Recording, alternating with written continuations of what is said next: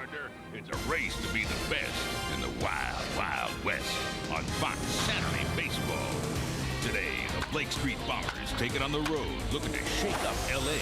But Young and the Dodgers have something to prove, and they're not going to go away. It's the battle to split California, dude, as the Giants take on the Padres. Pochi's boys need divine intervention to survive Big Bat's bond and Kent. But the Giants show no mercy as they fight for their postseason lives. So, saddle up and get a grip, man, on the one and only Fox Saturday Baseball. The explosive Rockies are in the ravine, taking on the Dodgers, who are one game back in the National League West. It's a matchup of MVP candidates. Larry Walker seeking a triple crown. Mike Piazza seeking a division crown for the Los Angeles Dodgers. Bad news for the Giants. Their manager, Dusty Baker, in the hospital with a gastrointestinal ailment. Ron Perinoski to manage the first-place Giants today. And Tony Gwynn, seeking his 8th batting title, looks to play the role of the spoiler today down in San Diego. Hello again, everybody. Welcome back to the Fox Television Center in Hollywood. I'm Chip Carey, joined by Steve Psycho Lance. Good-looking suit, Steve. Let's get everybody up to date on the early action from around the major leagues. Glad you like it. Thanks, appreciate it. Got to get that in for you. Mets and the Marlins battling today down in South Florida. New York has to win to stay alive in the hunt for the wild card race, and they got a big blow from Brian McRae early, a grand salami. Well, it looked like Sheffield might have had a shot at this ball, but he put his hand right into the wall, hurt himself, stayed in the game. Sheffield all right at the moment. That's the last report. Mets leading 7-3 now in the bottom of the 9th inning. Tigers and the Orioles, what a story. Eric Davis today, a big day for the Birds. Big day for Eric Davis. They went up 9-0 in this game, 12-5 right now. Why is Cal Ripken still in the ballgame? He should be sitting the rest of this one out. He's 0 for 4, has had back trouble lately, 3 for his last 37. The Orioles will need him in the postseason. Winning today, though, over the Tigers 12-5. Houston and Cincinnati. The Astros get a big home run from Jeff Bagwell, who says, hey, I know there's an MVP matchup on Fox, but I'm going to make a bid today, as Houston winning the game 4-1 today. All right, time now to send you out to the ballpark. Some of you will see the Giants and the Padres. The rest of you get the Rockies and the Dodgers. We'll be here throughout the afternoon with updates. Welcome to Los Angeles, California for a great matchup on the Fox Saturday Baseball Game of the Week. Today, the Colorado Rockies take on the Los Angeles Dodgers. As the pennant race heats up, we look at the National League's Western Division. With the loss here last night, the Dodgers now a game behind San Francisco, and the Rockies trying to hang in. They are 6 games out. Hello, everybody. I'm Joe Buck, along with my partner, Tim McCarver. And Tim, a matchup today. It's going to be fun to watch these two teams bang heads again here this afternoon. And when you look at Colorado, everybody talking about how hot they've been since August the 5th, but that little stretch in July probably cost them a chance to win this division. I think the Colorado Rockies are going to spend a lot of time this winter thinking about that 2.5-week period from the 1st of July to the 19th when they lost 15 out of 16 games. They played the best baseball in the National League since August the 5th, but it's tough to overcome a bad 2 weeks like they had in July. And if you're the Dodgers, it's a scary proposition to get into a slugfest with the Colorado Rockies. They're doing it this weekend. They end the season with 4 games in Colorado at the end of next week. And I guess when you look back at recent history, the big series for the Dodgers have not gone well. Well, the offensive part in particular of the Dodgers have been together for about 5 or 6 years, and you have to wonder about their collective confidence. Back in 1995 against the Cincinnati Reds divisional series, 3 and out against the Padres last weekend of the season last year, and then as wild card entries in the divisional series, 3 and out to the Braves, and of course the epic 2-game series Wednesday and Thursday, 2 horrible 1-run losses to the Giants. So not only a matchup today of the Rockies and the Dodgers, but a head-to-head matchup of the two, really the big candidates for the MVP award in Mike Piazza and Larry Walker. Who do you like? I like Larry Walker, and I've changed my mind. I know you have. 2 weeks. We'll talk about that. I am. We're going to talk about that when we come back in the Dodgers and Rockies after this from your local Fox station.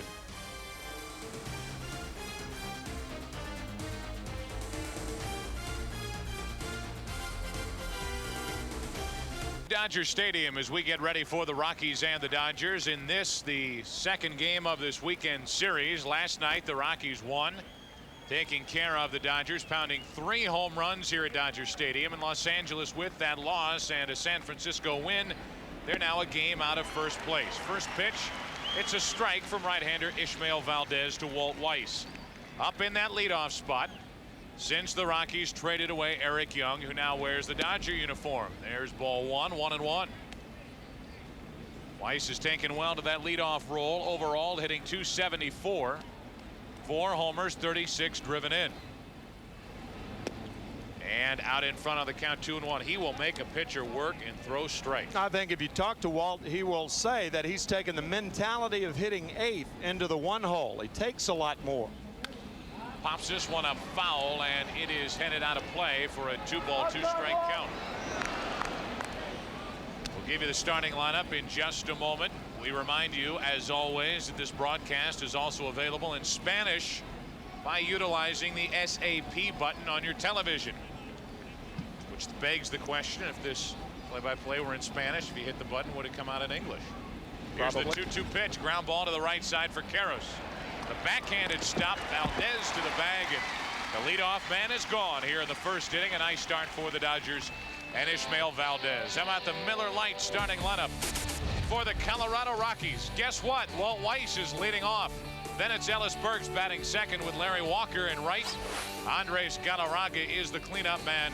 Dante Bichette in left.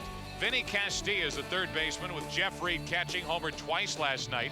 Neifi Perez is at second, batting 8th, and Jamie Wright is pitching and batting 9th. And a look at the right-hander, Ishmael Valdez, a 9-game winner. Ellis Burks fouls the first pitch away for strike 1. Very deceptive for Valdez, 9-11. But he is 6th in the National League in earned run average. He has not had any run support, only 3.29 runs per game scored by the Dodger offense.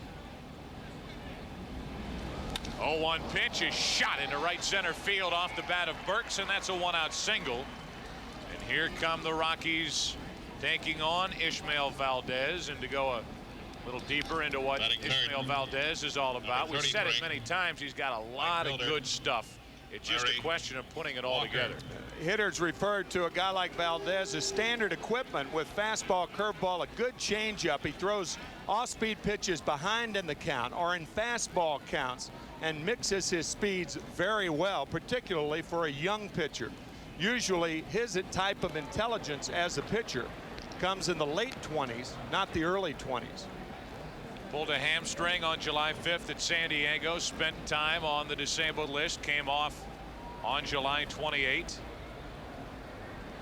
And a big part of this Dodger rotation, which traded away one of its original 5 starting this season, a guy by the name of Estacio. He beat the Dodgers here last night and has a record of 5-0, and the Rockies are 6-0 in his starts, solidifying not only the Rockies starting rotation, but getting back at his former organization. Estacio was dialed in last night. He beat Nomo and the Dodgers. 1 on, 1 out, and here is Larry Walker. First pitch, foul, out of play left side. All right, here we go. Is it time to talk about the MVP right now? I guess so. Right out of the chute.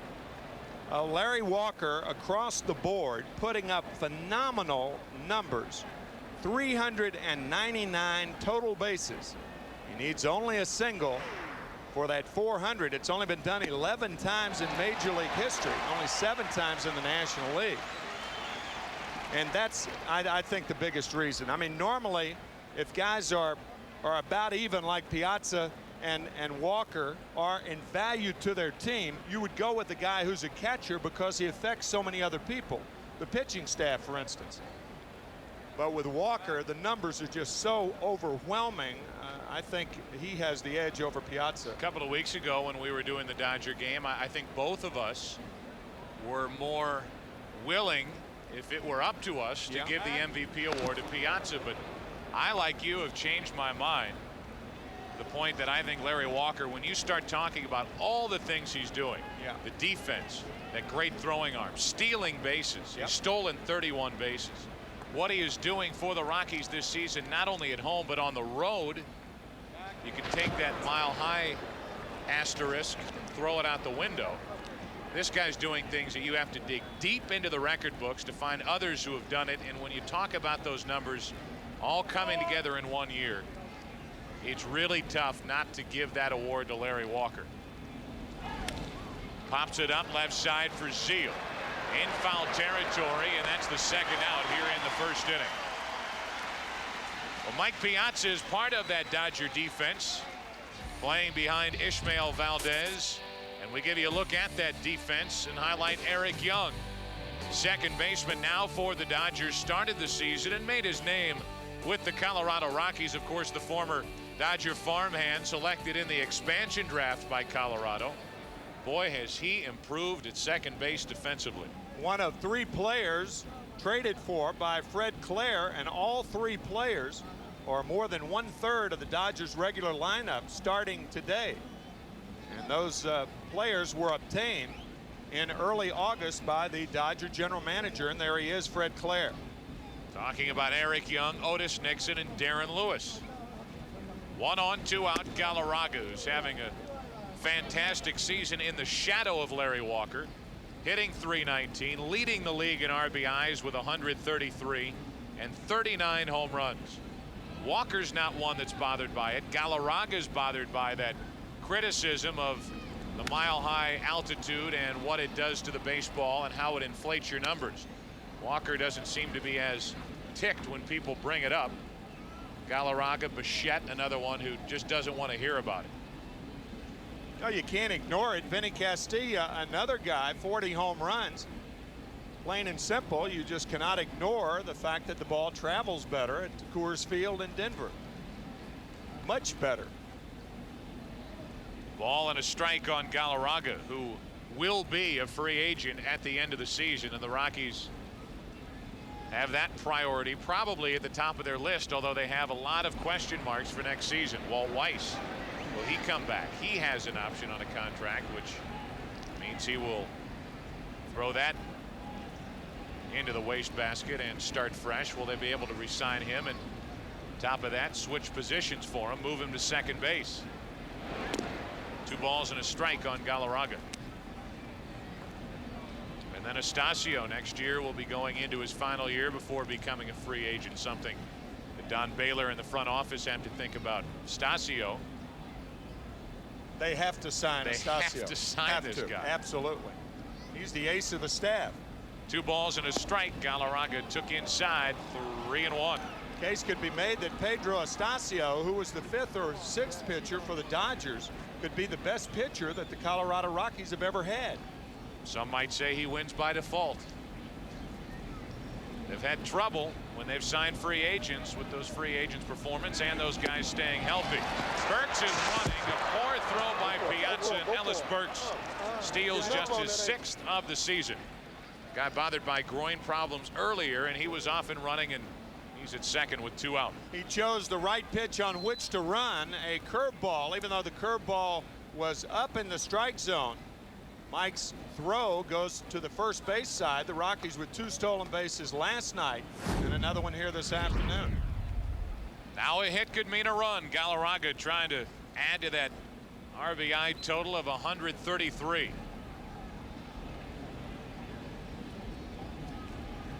Berg's a 1-out single, a 2-out stolen base, and the 3-2 pitch to Galarraga.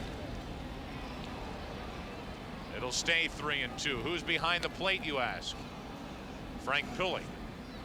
Steve. That's his strike call. That is correct. Short jab. Short and quick, like a good hitter. Here's another good hitter, Dante Bichette. His lineup is full of them. And one of the reasons why Walker's having the year he's having with the kind of protection he has behind him in this Colorado lineup. 3-2 pitch. Galarraga walks, and now it will be up to Dante Bichette. Take a look at the RBI leaders in the National League, and you will see a lot of Rocky names on the list. Galarraga out in front, Larry Walker number 3, Dante Bichette, and then Mike Piazza, not a Rocky, but he's in the game today. Playing for the Dodgers, driven in 114. Here's Dante.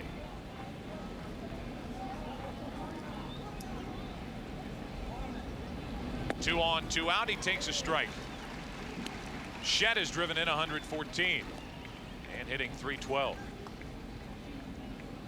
And he would be one to tell you that that mile-high altitude Cost him an MVP award back in 1995. 0-1 the count. Bichette pops it out of play. Strike two. I see a lot of people in the seats here, Tim, but gosh, I just don't hear them. It's quiet. There are a few people that have come disguised as empty seats here for this 1 o'clock start. Of course, this game was scheduled to start this evening. It was changed to 1 o'clock. In fairness to the fans, a sellout here tomorrow at Dodger Stadium. Their 10th sellout of the year. Bichette took strike three over the outside corner. Now they make a little noise. They clapped. Bottom of the first inning, we'll see Mike Piazza. Rockies leave 2-0 score. Jamie Wright, you say, and you are correct. He's to the mound for the Colorado Rockies, a 7-game winner. And here's a look at the Miller Lite starting lineup for the Los Angeles Dodgers. Otis Nixon will lead off. Then Eric Young batting second. Mike Piazza, since the All-Star break, has been everything to the Dodgers. With Eric Karras cleaning up, Raul Mondesi in right having a career year. Todd Zeile at third. Very good second-half player with Darren Lewis at left.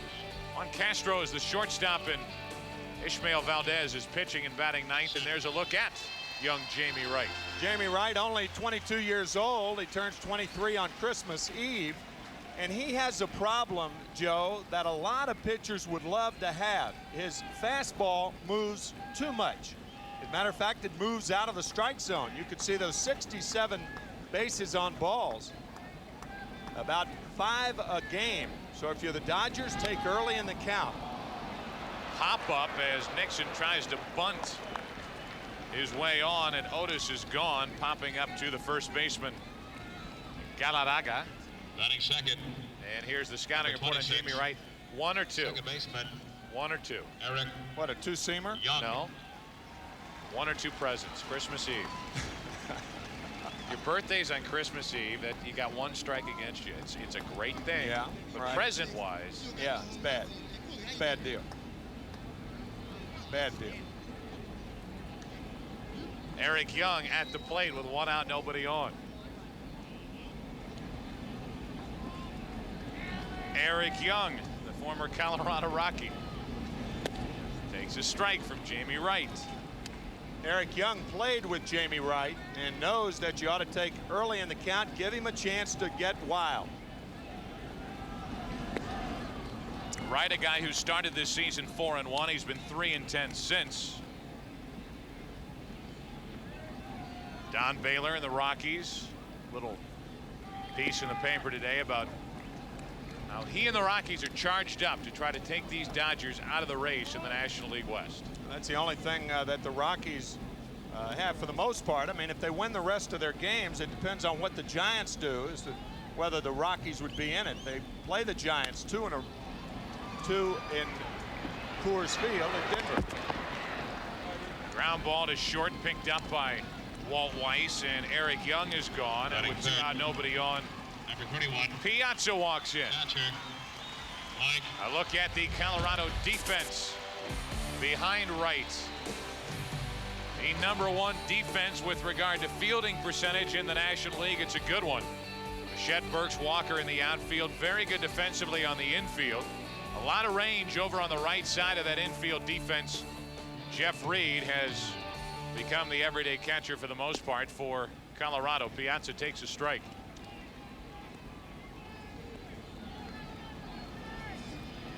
The numbers for Piazza. And for the first time really ever, he has carried this team during the month of September, which in years past, the month of September had been a problem, and one of the reasons why a lot of people thought he should eventually change positions because he wears down at the end of the year. Here's a guy hitting .381 with 18 RBIs in the 15 games played this month. Quickly an 0-2 count as Wright tries to go quickly through the Dodgers in the first.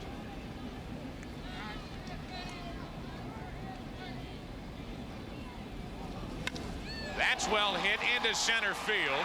Burks at the wall to make the catch to end the inning. Mike Piazza hit that ball 395 feet. With half a swing. Pitch down and in, and Burks had nowhere to go after this final step. Mike Piazza hit to center field. You don't understand how strong you have to be to drop the bat head on a ball like that. He hardly strided in that at bat, and he drove Ellis Burks all the way to the fence. You see left-handers with that down and in swing. It was almost like using an axe and chopping down on that ball, and how it went that far, I don't know. You've got to be awfully strong to do that. Vinny Castilla comes up empty, and we're underway in the second with no score. The Rockies got a hit, a stolen base, and a walk in the first inning, but stranded 2. It'll be Castilla, Reed, and Perez. That's up the middle, tough for Eric Young. Heck of a play by Eric Young, and the leadoff man is gone. From the air, he started that throw, got it to first to get Castilla. A Miller Lite game break. Back to Chip in Hollywood. All right, Joe, crooked numbers already being put up in San Diego. Greg Vaughn off Sean Estes unloads. A 3-run homer for the Padres. It's 4-0 San Diego after 1. The Giants, of course, lead LA by a full game. Back to you. Thank you, Chip. I didn't want to steal Chip's thunder, but I was going to say that the loudest the crowd got. In between innings, they flashed that highlight and the score up on the big screen on the scoreboard here. I think these Dodgers and their fans are a little tentative right now. Looked for a while like the Dodgers, Tim, came back. They were down by 8 games the end of June. They come roaring back. They have the 2.5-game lead. It looked like they were going to start to pull away, and all of a sudden they're in second place looking up at the Giants. Losing their last 3 games, the Giants have won 3 in a row. But of course trail right now. But no Dodger team has ever come back from as many as 8 games since divisional play started in '69. Jeff Reed gets under one and flies it to center. Otis Nixon with the glasses down, 2 out. Jeff Reed, the Dodgers saw plenty of him last night. On a Friday night, he thought he'd muscle up. In the 5th inning off Hideo Nomo, just a laser into right that got into the seats. And then later off Gorecki in the 9th inning. This gave the Rockies a 2-run 9th inning lead. And Jeff Reed with 16 home runs this season. That's only in 236 at bats. String that baby out and you've got a whale of a year. 2 out, nobody on for Neifi Perez. 289 hitter, and a little ground ball to short, circled by Castro. Rockies go 1-2-3, and the Dodgers showed good defense in the second. Bottom of number 2 rolls around at Dodger Stadium, no score. Absolutely beautiful day here in Los Angeles. Temperature down. Rockies and Dodgers, no score. Bottom of the second. We're not finished talking about that MVP thing yet, are we? No. So many things to consider, and I think it's a good point. It's funny when you get down the stretch and one team's got a guy that they're pushing for the MVP, and then another team's got a guy they're pushing for the MVP. It's like high school. You got one guy being pushed by a certain group of students and another guy being pushed by another group of students. You get the Dodger PR guys talking to you about Piazza, and the Colorado guys say, hey, come here. And they start telling you one thing after another. Karras grounds to short on 2 hops. Walt Weiss one away. It's like voting for class president, huh? It is, in a way. As if we had a vote. So there you go. Walker, Right Mike fielder. Piazza. Yeah, it's so close that it might be determined by who has the proper facial hair. Is it the Van Dyke on the left or Mike Piazza with the more standard mustache on the right? So we'll have to, maybe it'll be determined by that. When did you sneak in and put this together? Facial hair determining. Well, I'll tell you why I did that. I do not like those Fu Manchu or the Van Dyke beards, but it seems like it's epidemic in baseball. About 40% of the guys in baseball, the San Diego Padres, all of them have that. Well, the Dodgers are doing that, and you know when Brett Butler grows, it's not a goatee, it's a Van Dyke. Well, it's a Van Dyke. Yeah, the goatee comes down longer below the chin. I think Larry Walker deserves points for being able to grow a Van Dyke in the altitude of Denver. It's not easy. Not easy in the rarefied air. Huh? I'm telling you, I mean, you get extra points in my book for that. Attaway, Larry. 1 out, nobody on. 2 balls, no strikes on Raul Mondesi. Out in front of an off-speed pitch from Jamie Wright, 2-1. Interesting to think that neither of the two front candidates for MVP could play for the Cincinnati Reds. Marge Schott not allowing facial hair on any of the Reds players. 2 balls and a strike. Oh my gosh, oh. Well, I can't say it. Well, don't.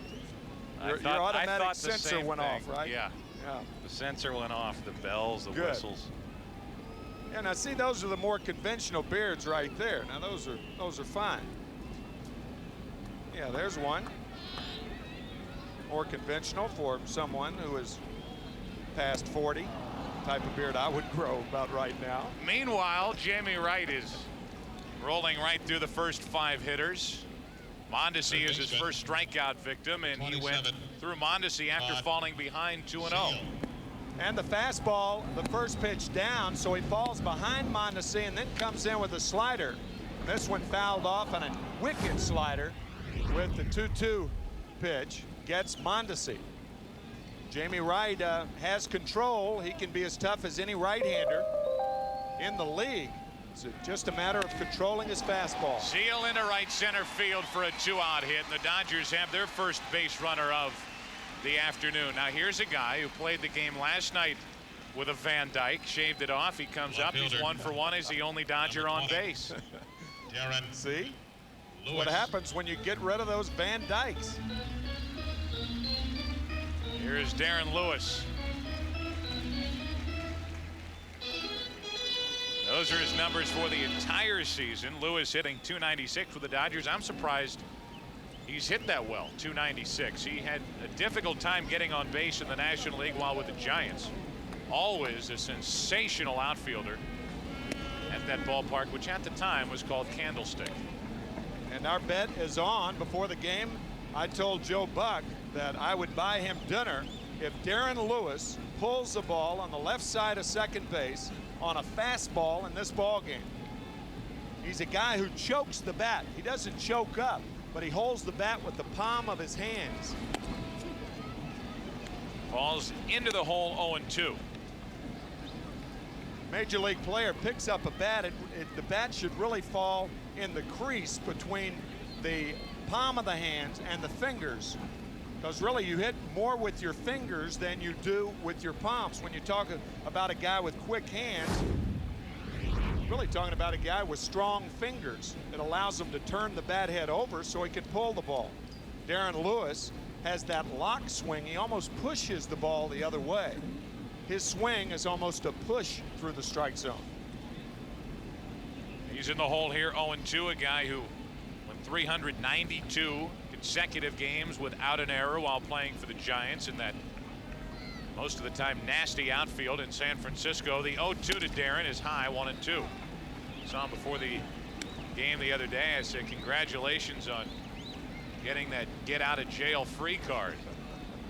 He found it somewhere in the valuables box with the Chicago White Sox, and he turned it in, and poof, he's with the Dodgers trying to challenge for the National League's Western Division title. The 1-2 pitch from Wright and to the right side.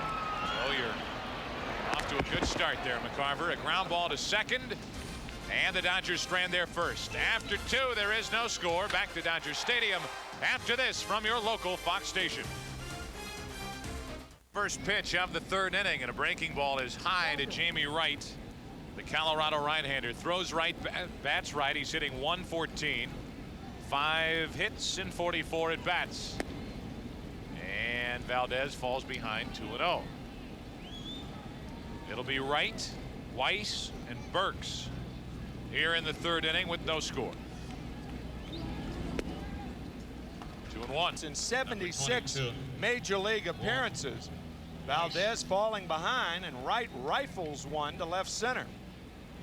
But you would think that the 4-0 San Diego lead over the Giants about 120 miles south of here would stir up this crowd, but it hasn't. You get the feeling that the crowd here very apprehensive and very pensive with their Dodgers right now, the position they're in. I agree. I was here last night. The crowd was going crazy till the end of the night when the game finally ended. Jerry Dipoto again did a fine job for the Colorado Rockies. Story we might get the chance to touch on later. It finally found a closer. We talked already about Pedro Estacio and his importance. It is vital that they sign him. Hope for success for Estacio and try to lure some of these free agents to Colorado. Bunt by Weiss to get right over to third is bunted perfectly, and the sacrifice good. 1-3. Ellis Burks walks in. He singled his first time. Number Here's 26. the advice of pitching coach Dave Wallace to Ishmael Valdez about Burks. If Burks, if he's diving out looking for the ball away, get him off the plate. Is he?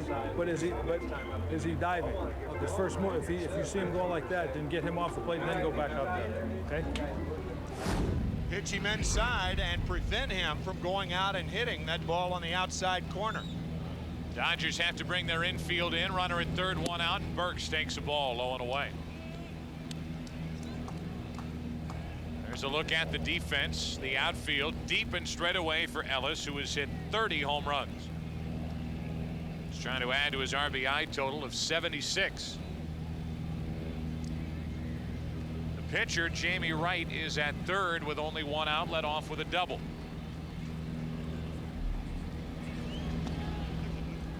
And the count moves to 2-0. Interesting to note that the middle of the Dodger infield is about halfway. They're not all the way in because Jamie Wright, the pitcher at third base, you really don't have to be all the way in when you have a slow, inexperienced runner on, and certainly most pitchers fit that category.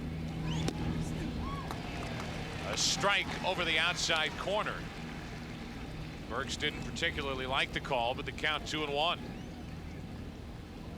Looks like Mike Scioscia is telling the middle infielders exactly what we just talked about. Don't worry about the speed of the runner at third. Play back a little more. And if you do get the ground ball, and if Wright does come to the plate, key for the Dodgers is a good throw to let Piazza get ready. If there is any sort of a collision, you have to keep him healthy. 2 balls and a strike. 3-1 as Valdez works his way into trouble.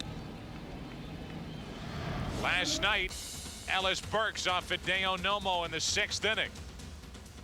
Took the game from 3-1 Dodgers to 3-2 Dodgers. His 30th home run of the year. And now the 3-1 pitch. Breaking ball from Valdez, full count, nasty pitch on 3-1. That's the thing that separates Valdez from the other right-handers, or most other right-handers in the National League. The ability to get the breaking ball over in fastball counts. And now a 3-ball, 2-strike count as Burks tries to put Colorado out in front here in the 3rd.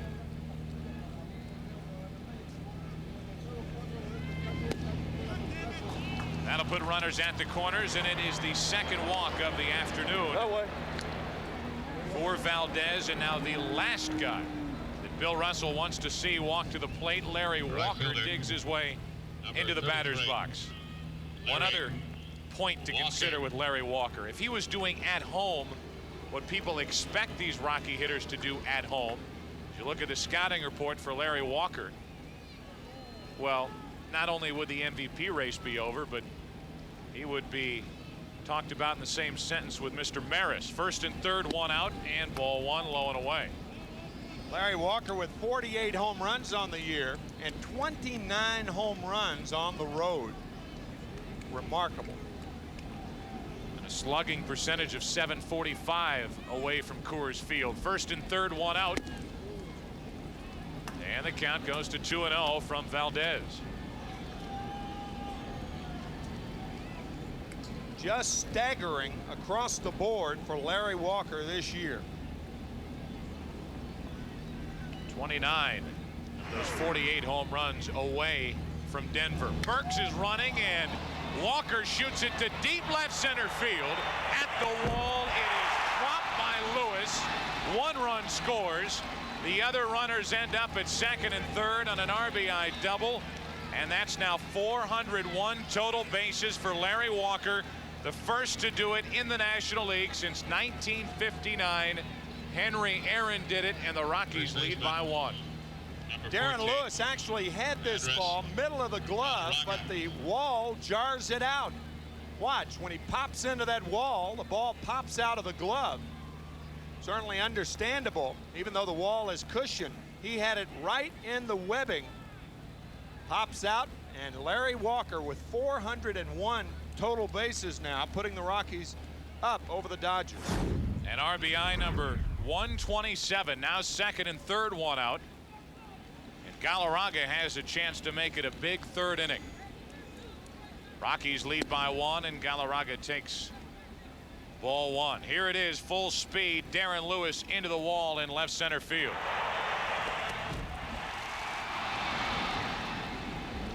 So that's the collision that knocked the ball out of the glove.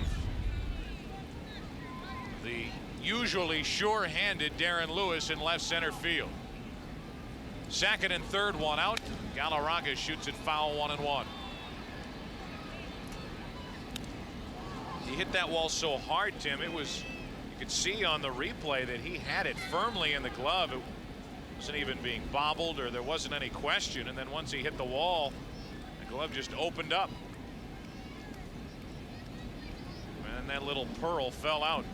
Second and third, 1 out, and now Valdez behind on the count to Galarraga, 2-1.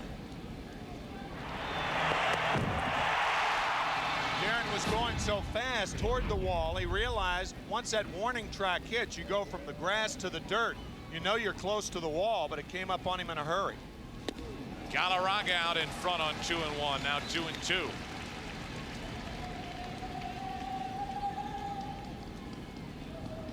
Andrus is the league leader with 133 runs batted in.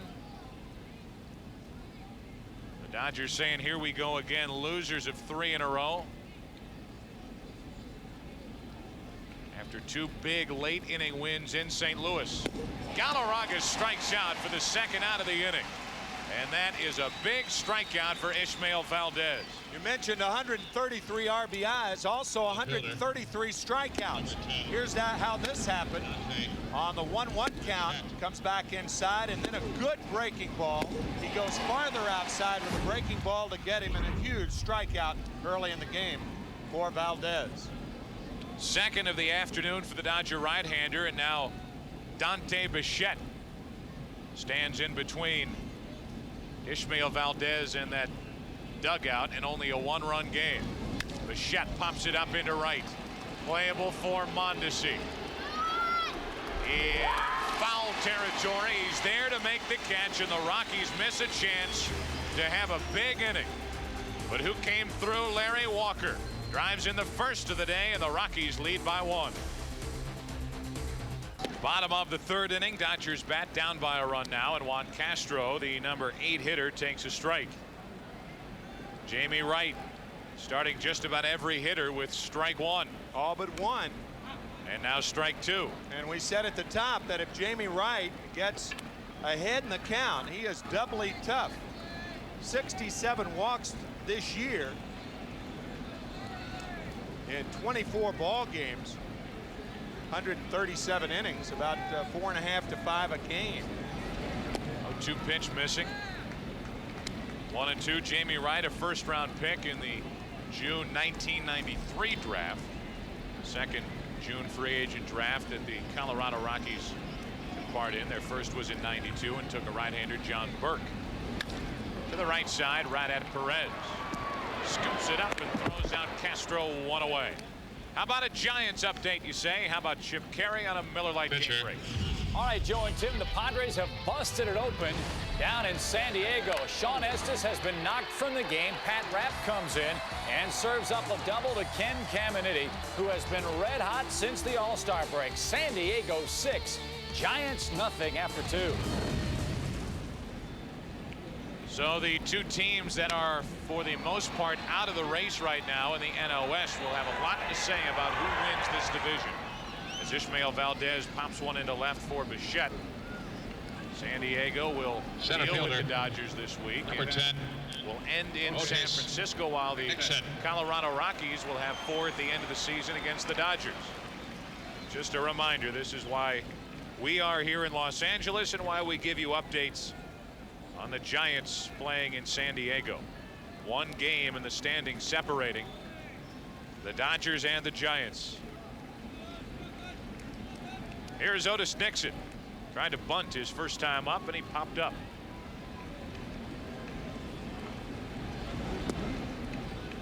Ball 1 from Jamie Wright. The only hit for the Dodgers, a 2-out single by Zeal in the second. That's it. Jamie Wright has started strong. 2-0. Falling behind to Otis Nixon, a guy with speed. If he gets on first, chance of him being on second sometime in the next sequence is good. I think the 2 toughest things for a young pitcher to get across to a young pitcher is to stay ahead and to use the players behind you. Don't try to do it all yourself. 2 balls and a strike on Otis Nixon. That's one of the toughest lessons that guys have to learn when they first come up, and you hear one guy after another talking about it as Nixon gets a 2-out hit to center. Second hit of the day for the Dodgers, and the tying run is on here in the 3rd. Second baseman, number 26. Talking Eric about pitching and Young. wanting some guys to swing through the ball. Most of the time, you want the hitters to make contact on pitches, and that way you use the 7 guys behind you. Now you want to do it on your terms, and if you stay ahead in the count, usually it'll be on your terms. Here's Eric Young. Grounded to short his first time up. Nixon stays put as the Rockies pitch out. Ball 1. We look at the outfield hits by direction for Eric Young, left, center, and right.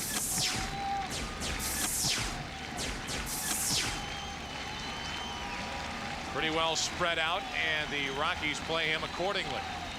See, if the Rockies pitch out twice in a row with Nixon, who's sure to run at first. Not going here, and there's a strike, 1-1.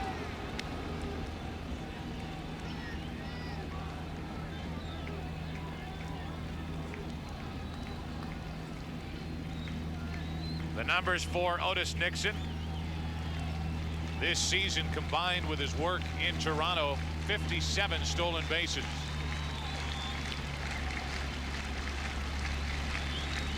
At 57 stolen bases, by the way, the highest ever for a player 38 years old. Otis Nixon, 38 years old, but his legs are 25.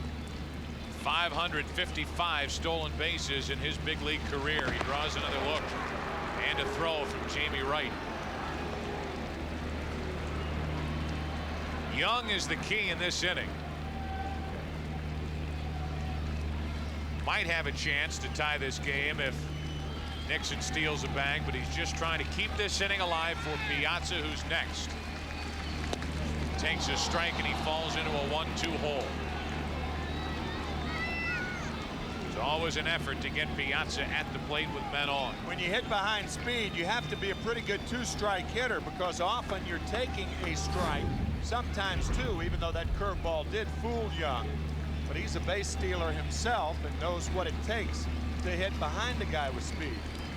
Will Nixon run with 2 strikes? He does. They pitch out. The throw is perfect. The throw is dropped by Weiss. And it's stolen base number 11 for Otis Nixon with the Dodgers. I don't think it's good policy, generally speaking, to pitch out with 2 outs and 2 strikes. The reason is the pitch that you throw without pitching out may be the pitch that ends the inning. That's why if you pitch out with 2 strikes and 2 outs, you've got to make sure the throw is right there. It was a short hop throw, a bit of a short hop, but a ball that Walt Weiss normally handles. Now a hit could tie it. 2 balls, 2 strikes on Eric Young. A little flare into right center for Neifi Perez. Back to get it inning over. Young is 0 for 2. We've played 3 and the Rockies lead by 1. We played 3 innings here at Dodger Stadium and the Rockies lead by 1. An RBI double by Larry Walker in the 3rd, but then Ishmael Valdez, great work to get out of it. Striking out Galarraga, getting Bichette to foul out. With runners at 2nd and 3rd, there's Tommy Lasorda, vice president now with the Dodgers. Hall of Famer, 1997. Tommy Lasorda in Cooperstown, where he belongs. As Vinny Castilla leads off and looks at ball 1 low and away.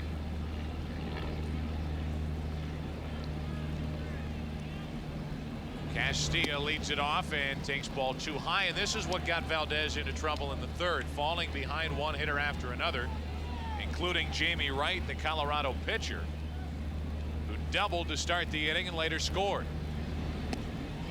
2-1 from Valdez, and again a breaking ball on a fastball count.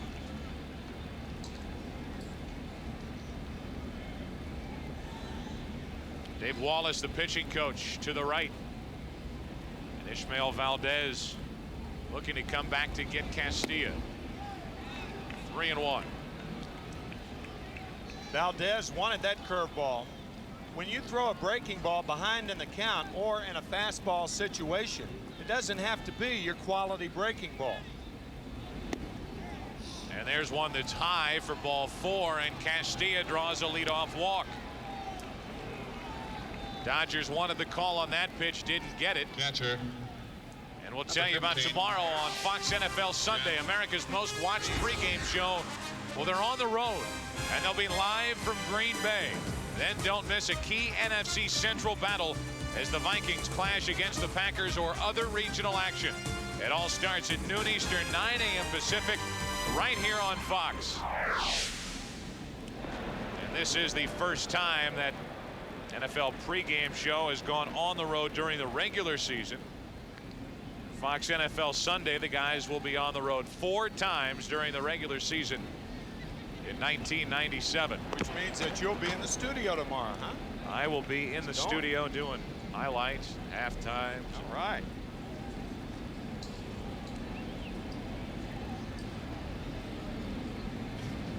One on, nobody out, and Jeff Reed into left field. Hard hit over to get it. Darren Lewis, 1 out.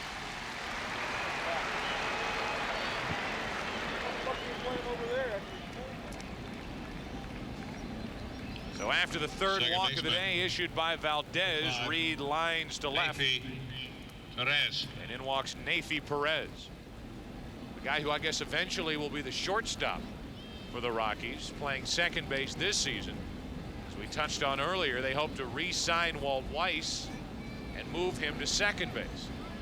Thing is, if Walt Weiss exercises the option, and it will be Walter's choice to exercise that option, it will have to be at a considerably reduced price. So I think the Rockies will have to sweeten the pot if they expect Walt Weiss to stay there next year, particularly changing a position from short to second. Walter. Don Baylor will tell you having Walt Weiss on his team is like having another coach in the lineup on the field during the game. I think Walt Weiss is going to be a major league manager someday. He's that respected on the Rockies. Don Baylor just glowing terms about Walt Weiss. I'm sure if it were left up to Baylor, he'd be back. 1 on, 1 out for Neifi Perez. The 1-1 pitch on the infield. Who wants it? Seal says he has it. He didn't lie. 2 out.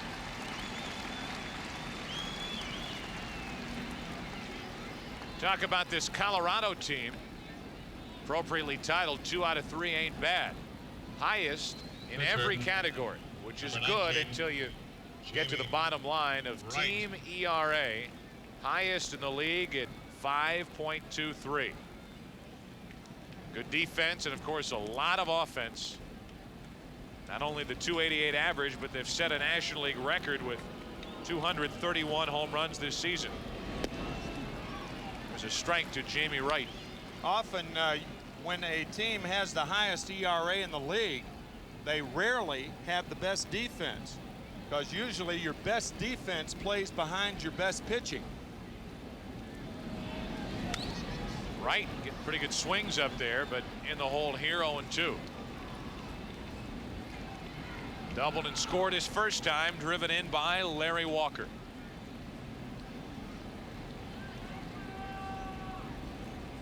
Ishmael Valdez almost around a leadoff walk here in the fourth. Bailing on that breaking pitch that was nearly strike three. It's 1-2.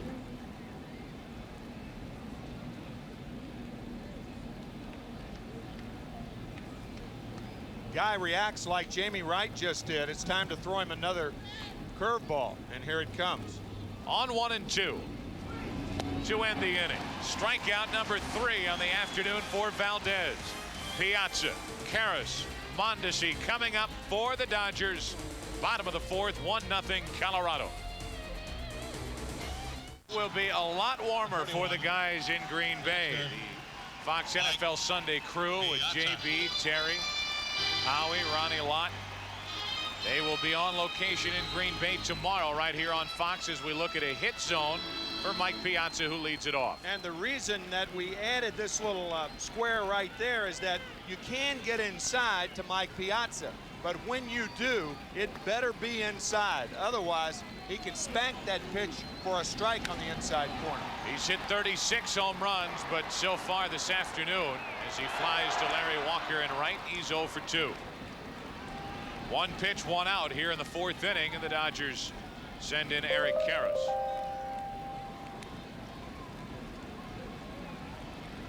Karras hitting .264 with 28 home runs, 96 RBIs. You seen anything about the projected unprotected list of the Los Angeles Dodgers with this upcoming expansion draft? Yes, I have, and Eric Karras was not on the list that I saw the other day in the Los Angeles Times, nor was Todd Zeile.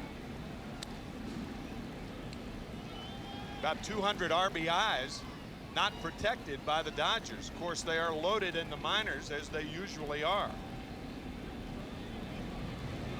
Nothing and 1 the count, and that is fair. Down the left field line off the bat of Karras. Thinking double with 1 out. He has a double, and there's the tying run.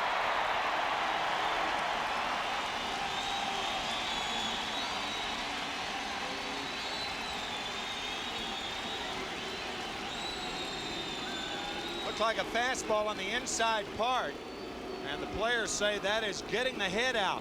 The bat head, that is. And Eric Karras smokes one down the left field line. 27 doubles on the year now for Eric. Right fielder, number 43. Here is Raul Mondesi.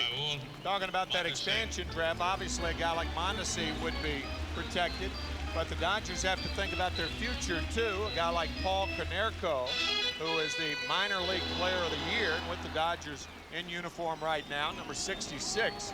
He's a guy that would have to be protected in the first round. Mondesi checked his swing on that pitch low and away for ball 1. That's one job I would not want, is who to determine to protect. And Fred Clare and Bill Russell will be working on that in early November. That expansion draft taking place right around the 11th or 12th of November. A 1-out double by Karras, and the 1-0 pitch to Mondesi, 1-1. Of course, if those guys are unprotected, you'll likely lose one of them, and then you can put more names on your protected list. Put 3 more the next round, 3 more the next round, and up to 24. No team can lose more than 3 players out of their top 40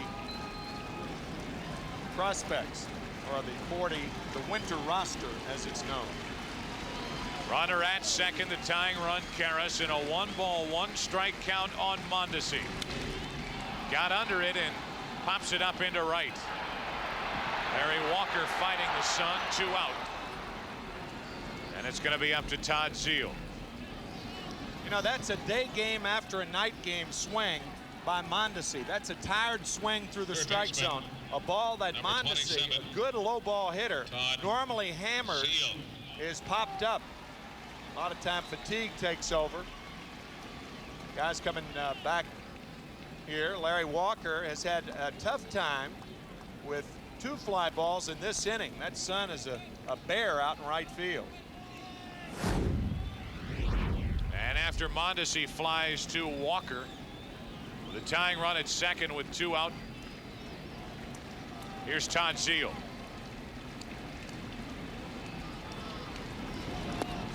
And a strike to Zeile, who singled his first time up. Todd Zeile started this season hitting .137 in his first 21 games. Since then, he's hitting .284 with 25 home runs. Karras able to get a big lead, and he needs a big lead and a base hit to try and score to tie this game. Wright paid attention to him. You can see the middle infielders spread out. The 0-1 to Zeile is popped up. 3 pop-ups in the inning. Galarraga wants it. So did Perez, and it drops to tie the game at 1.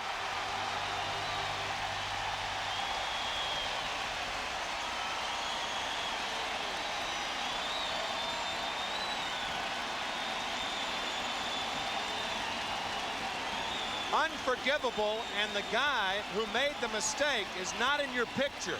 It's the pitcher, Jamie Wright. You call one guy and hold off the other one. With the crowd here at Dodger Stadium, of course, it's not a loud crowd, and Galarraga should have been heard. Of course, he's the taller player, sure hands normally. He's saying, I got it, I got it. Obviously, Eric Young didn't hear him, and the ball plops between Jamie Wright, or I should say Nefi Perez. And now on a throw to first, it gets away, and Zeile ends up at second base on another error. They go back to the pop-up. Nefi Perez has got to know that he has to give way to Galarraga on that pop-up.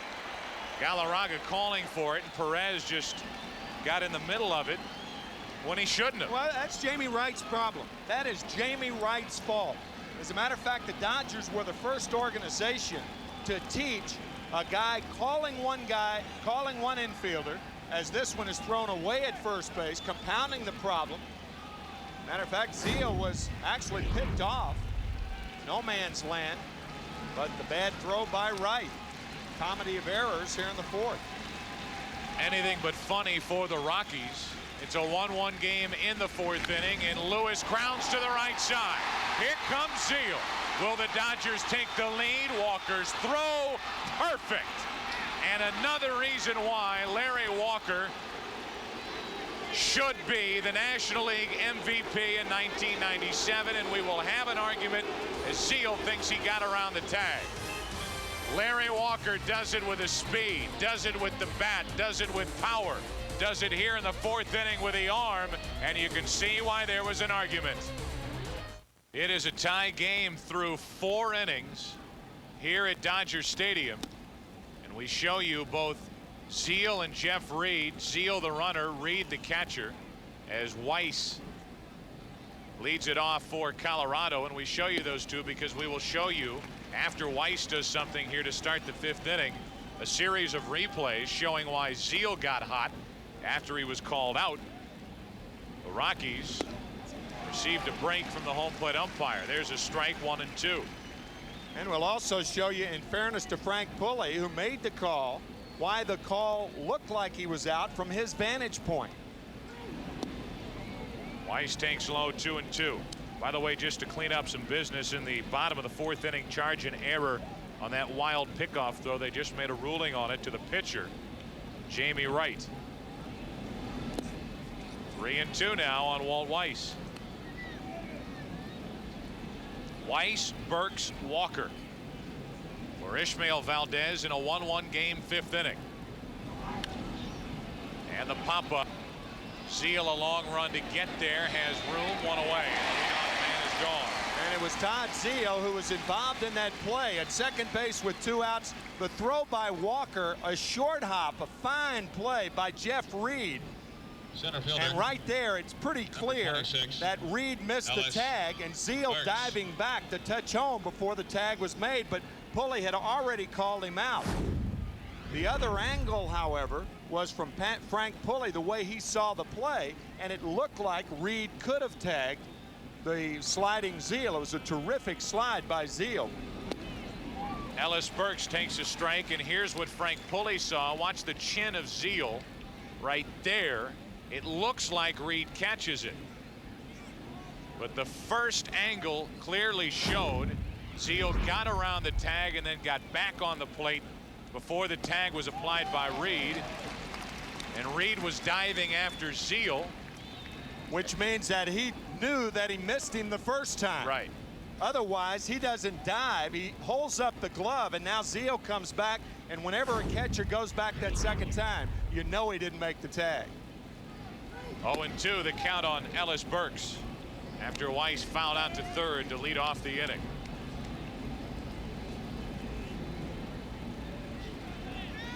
Burks has singled, stolen a base, walked, and scored. Pops up. 2 pop-ups here to start the 5th inning. This one to the right side for Karras, 2 out.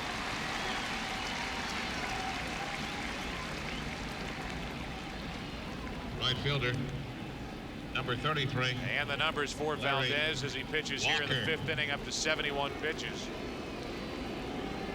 Trying to settle into a groove, and Larry Walker walks in. But those replays take nothing away from the throw by Walker or the short hop pickup by Jeff Reed, the Colorado catcher. Fine, strong throw by Larry Walker. As a matter of fact, Larry flying his dad down from Vancouver. His dad sitting a couple of rows behind the Colorado Rocky dugout. Junior and senior. Boy, how proud he must be. Oh. Pitch low, 2-0 on Larry Walker. Did you catch the article where Walker still says he prefers the game of hockey to the game of baseball? Yeah, said he learned a lot in hockey about his baseball swing. A lot of power from the lower part of his body. 2-1 on Walker. I don't think Larry, however, would have done as well in hockey from a financial standpoint as he is doing in baseball. Baseball has been very good to Larry. 2 balls and a strike. Now 3-1 from Valdez.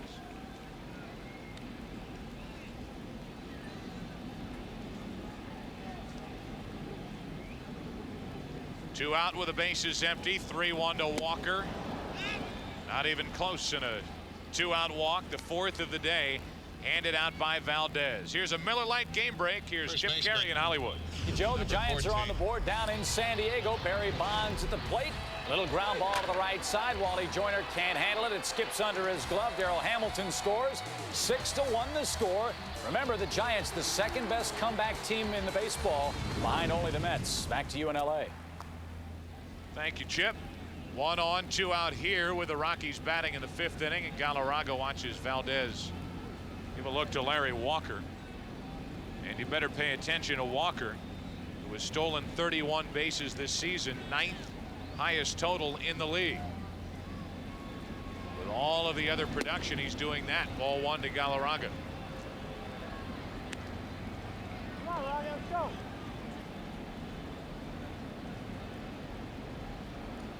The numbers for Galarraga. Missed a chance with runners at 2nd and 3rd, only 1 out in the 3rd. He struck out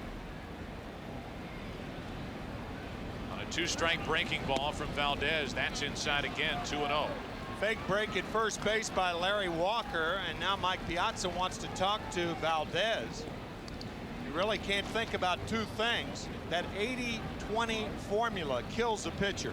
If you're thinking about the runner, you think about him 100% of the time and you throw over there. But then once you go to home plate, you don't want to think about the runner 20% and the hitter 80%, because the guy with the stick in his hand is the guy you have to worry about. That fake break by Walker designed to get the middle infielders to move. And especially with 2 out and a guy like Galarraga at the plate, better pay attention. 2-0 pitch. And while he's worrying about Walker, he's 3-0 on Galarraga.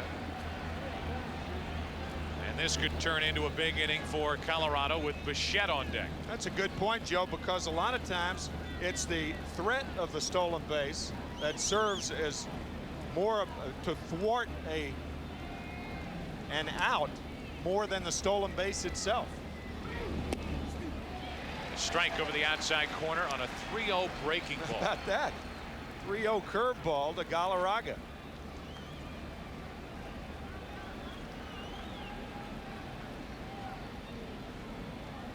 Valdez in a dangerous spot. Will they start Walker? There he goes. Galarraga, that's strike 2, and it's a full count as Walker steals second, stolen base number 32. Walker with a very outside chance at stealing 40 and being in that 40-40 club as you look at Galarraga in his 13th season. 3-time All-Star, wonderful first baseman. On the batting crowd in '93 with a .370 average in Colorado. 3-2 pitch. Galarraga strikes out for the second straight at bat. Another big strikeout for Ishmael Valdez. Halfway through it, tied at 1. Game of the Week, brought to you by Red Lobster, prepared so fresh you can taste it. By Excedrin, the headache medicine. By Pepsi, who invites you to join Generation Next. And by National Car Rental. So what are you waiting for? Let's go.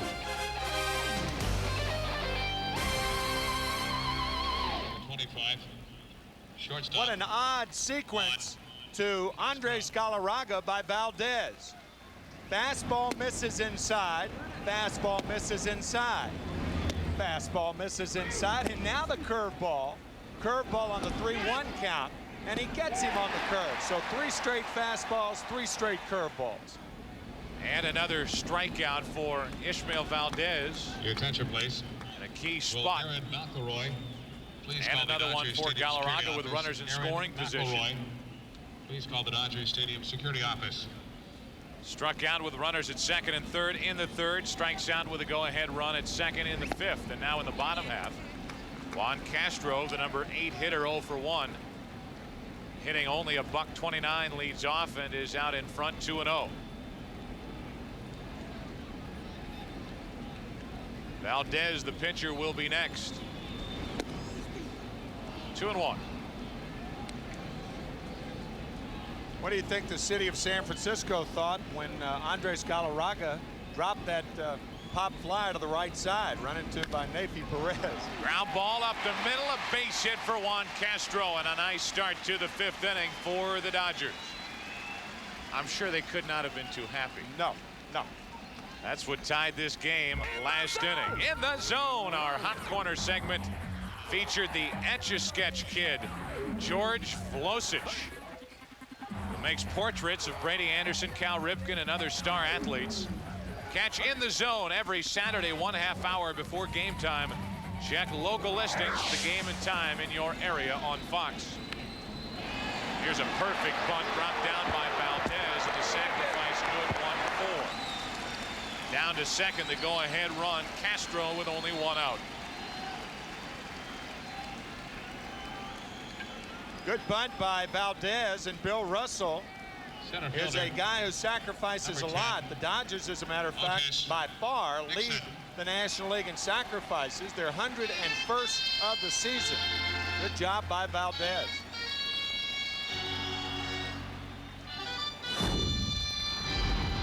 So Valdez pitching well, doing his job at the plate. And now Nixon, Eric Young will have their chances to put the Dodgers out in front. Go ahead run at second, 1 out in the 5th. And a ball to Nixon. We would like to welcome those of you who have been watching the Giants game. Just a quick switch for the moment here to Los Angeles. A 1-1 game in the 5th inning. Otis Nixon with a chance to put the Dodgers out in front with a hit. Takes a strike and the count evens 1-1. The Rockies got a run in the 3rd inning on an RBI double by MVP hopeful Larry Walker. Then they left runners at second and third. The Dodgers had a runner at second with 2 out. Zeal popped up to the right side. The pop-up was dropped on the infield by Galarraga and Perez to tie this game at 1. That was last inning. And now Jamie Wright trying to keep it a 1-1 game, working with Nixon and Eric Young to follow.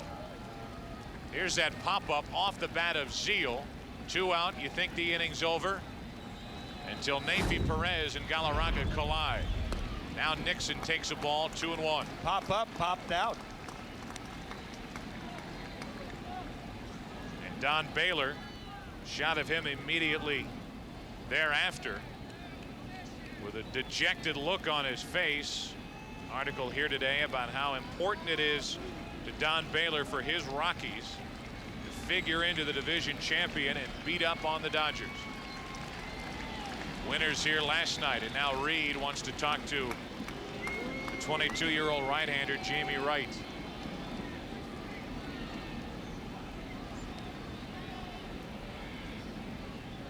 After today, the Rockies will face the Dodgers 5 more times tomorrow and 4 times Thursday through Sunday, and the Giants 2 more times.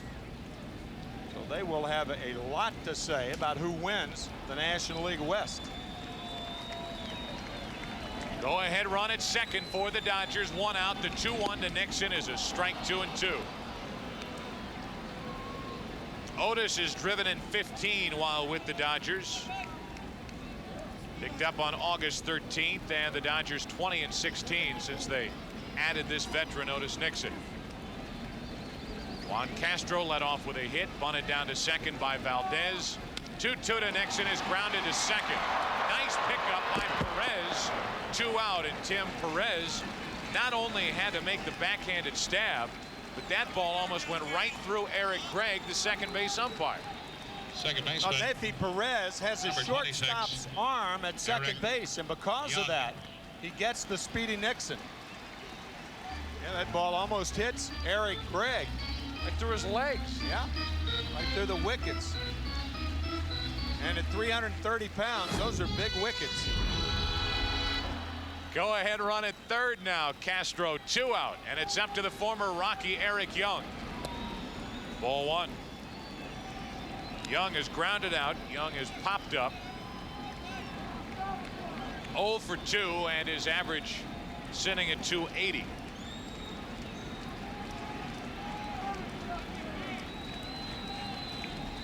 Looking for the 2-out RBI hit. He checks on the third baseman. Fair ball. Castilla. Good throw, and the inning is over. A leadoff hit by Castro. Jamie Wright and the Rockies get around it, and he appreciates the effort by Castilla. After 5 at Dodger Stadium, tied at 1. Welcome back to Dodger Stadium. We have played 5 innings, tied 1-1. Rockies and Dodgers. Todd Zeal, the Dodger third baseman, with some lighthearted discussion with Frank Pulley, and now talking to Bob Davidson about this play. Zeal getting around the tag of Jeff Reed, and Reed knowing it, diving back after the runner Zeal, but Zeal was called out. That kept the game tied at 1. And that's where we are in the 6th. Dante Bichette, Vinny Castilla, Jeff Reed. 5, 6, and 7 hitters for the Rockies here in the 6th inning, and a strike 1-1 on Bichette. And Joe, Zeal being caught at home plate, the types of things that happen when Ishmael Valdez pitches for the Dodgers. He does not get good run support, the 3rd lowest in the league. This guy deserves a better fate, but it always seems that somebody in the rotation is the guy chosen, where the obviously not intentionally, but the guy where his team just cannot put any runs on the board. Valdez with that record of 9 and 11, but the 6th best ERA of 2.77. Bichette going up to foul that away to keep it 1-2.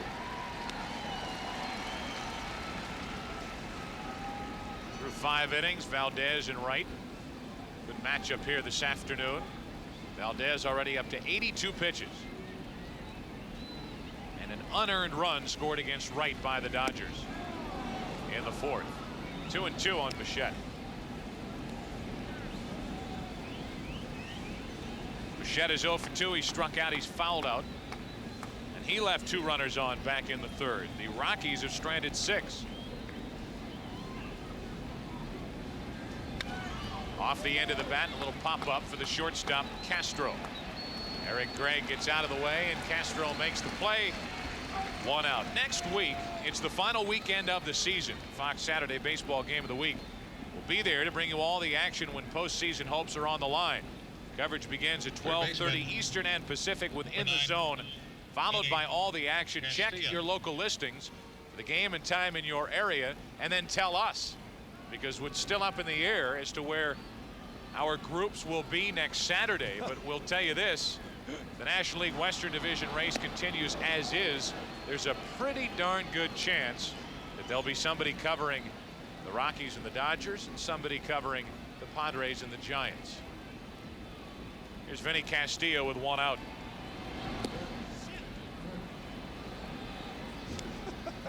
Whatever works. Earlier in the season, we showed you how Wilton Guerrero fashions a glove out of a milk carton.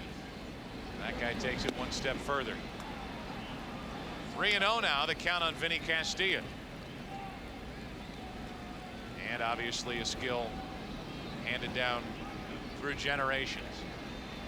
1 out, nobody on, and now 3-1 on Vinny Castillo, who tried to muscle up and hit number 41 on the year. That guy's not listening to the radio broadcast. He's listening to classics. Over the outside corner, 3-2. He's an extra they've hired here to fill a seat. This is a town for it. You got plenty of extras walking around. 3-2 pitch to Castillo.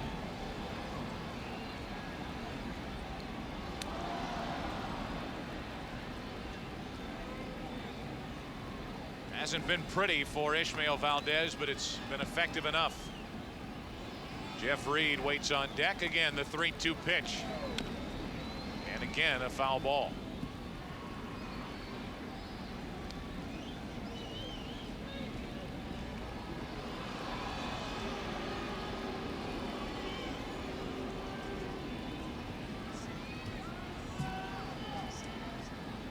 The 3-2 pitch. Castillo took ball 4 that just missed outside. Walk number 5 for Ishmael Valdez. And as we go down the stretch here in the National League West, makes you think about last season. This was the Saturday game, and the big 2-run single by Tony Gwynn to score a couple, putting the Padres out in front. A pinch hit double. And then, of course, the Padres go on to win on Sunday, celebrating on the field and winning the National League Western Division while the Dodgers took the wild card. And what was the reward? The Dodgers ended up with 2 home games against Atlanta, while the Padres went on the road for 2 road games to start the division series in St. Louis. Both teams were swept 3-0. Here's Jeff Reed, 1 on, 1 out. Reed is 0 for 2. Tony Gwynn's brother Chris winning the Sunday game with an 11th inning double to beat the Dodgers and to give the San Diego Padres their first divisional win since 1984. First pitch to Reed, a strike over the outside corner. And there was a lot of heat and a lot of focus on the wild card playoff system, as there is again this year.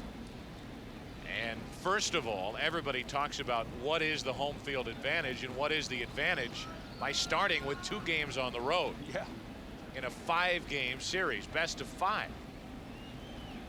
And it's a valid argument, a good argument. A wide pitch for a strike, 0-2. A fairer solution, it seems, would be to have the wild card team play 1 game on the road, or host 1 game at home, and then be forced to play, if it goes to 5, 4 on the road. That would be, in my judgment, a fairer way, and certainly a formula that has been put out but rejected by Major League Baseball. 1 on, 1 out, and the 0-2 pitch is a little wider for ball 1. The winner of the National League West, for the most part, the races are just about over, except for the National League West, will open the first 2 games in Miami against the Florida Marlins. Will it be the Dodgers? Will it be the Giants. Really the only suspense left to the regular season. It's foul. And the Dodgers are winless at Pro Player Field in Southern Florida this year. Dodgers have not won a game. They're 0-6 down south. And you look at the American League, and you have the American League East. Yankees looks like will be the wild card team, with the Orioles winning the division. Orioles open up in Seattle, while the Yankees host the Cleveland Indians the first 2 games. That's the way it appears at this point. The 1-2 pitch, chance for a double play. Valdez starts it. Castro in the middle. 1-6-3. Nicely turned, inning over. We go to the bottom of the 6th inning. Part of the order coming up for the Dodgers, tied at 1. Hey fans, tune in to Game 4 of the American League Championship Series for the $1 million Gillette Strike Zone Challenge, where one fan will have the opportunity to throw a strike for $1 million, or as Dr. Evil would say, and Austin Powers, $1 million.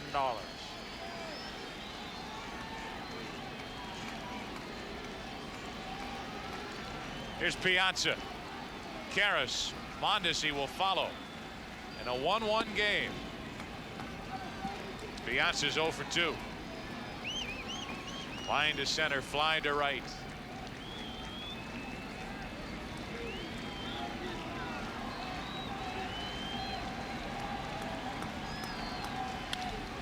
Into center field. Did he get it all? No. On the track to make the catches, Ellis Burks.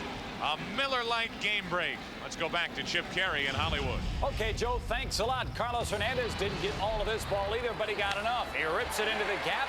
2 more Padre runs come home to score. It's now 8-1 San Diego. And how about Pete Smith? He's just given up 1 hit in the ball game. Back to you at Dodger Stadium. Yeah, that was the frightening proposition, Chip, for the Dodgers going into this game. That matchup there featured Sean Estes, 18-game winner, 4-game loser, against Pete Smith.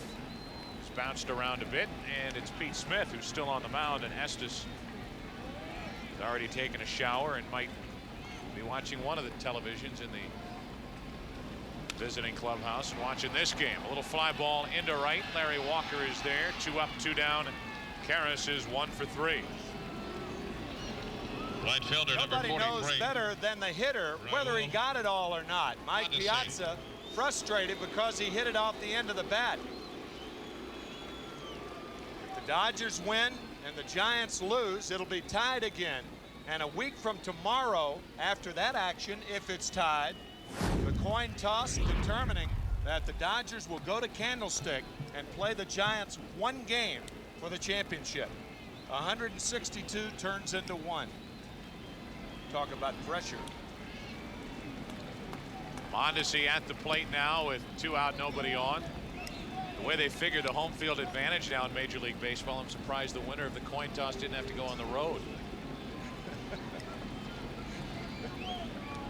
2 out, nobody on, a ball and no strikes. Mondesi 0 for 2, and now a 1-1 count. Played in a neutral site like Monterey.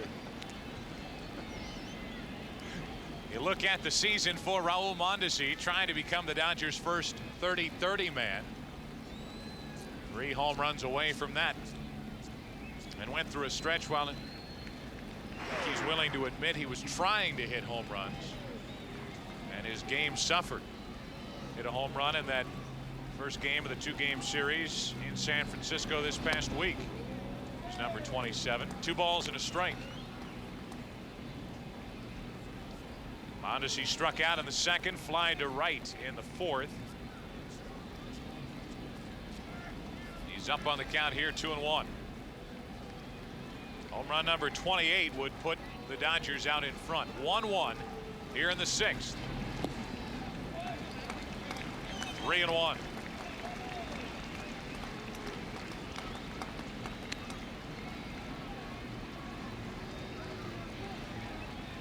Dodgers tied here with Colorado, and the Giants getting blown out in San Diego.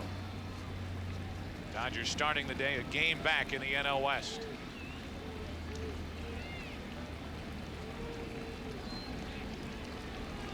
2 out, nobody on. 3-1 pitch. Mondesi has a full count.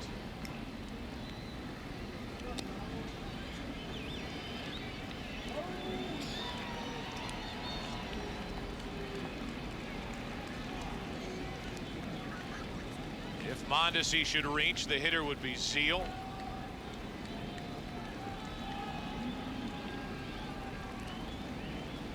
Jamie Wright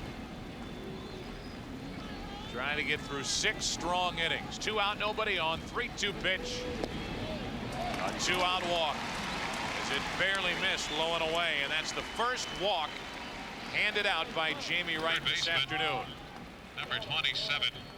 Surprising the wildness or lack of wildness for both pitchers today. Valdez had walked less than 2 batters a game on average. 2 batters per 9 innings coming in. Jamie Wright, we pointed out early, with 67 walks in 137 innings, has walked only 1. Valdez, meanwhile, has walked 5, but for the most part has been able to get around him. Here's Zeal. 1 on, 2 out. Check on Mondesi at the end of today's game. Tim and I will be selecting the Chevy Truck Player of the Game.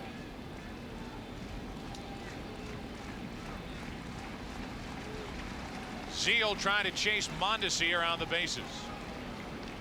I think Raul is going to chase himself to second base sometime in this sequence.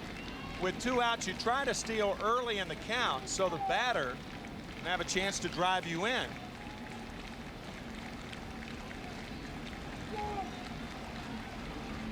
One on, 2 out, and ball 1 to Zeal.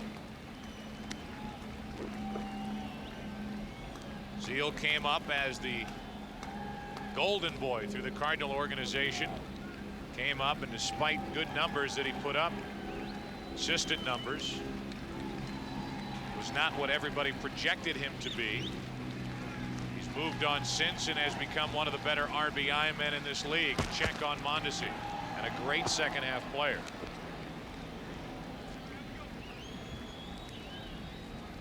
Don Baylor was his hitting coach in St. Louis and was very critical of Zeal.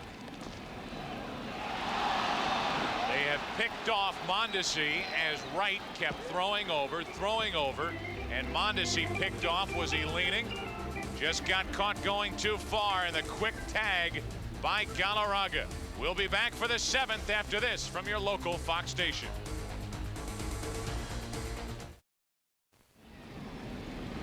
Neifi Perez takes a breaking ball for a strike, and we are just underway in the 7th inning. Perez, and the pitcher spot is due. Jamie Wright.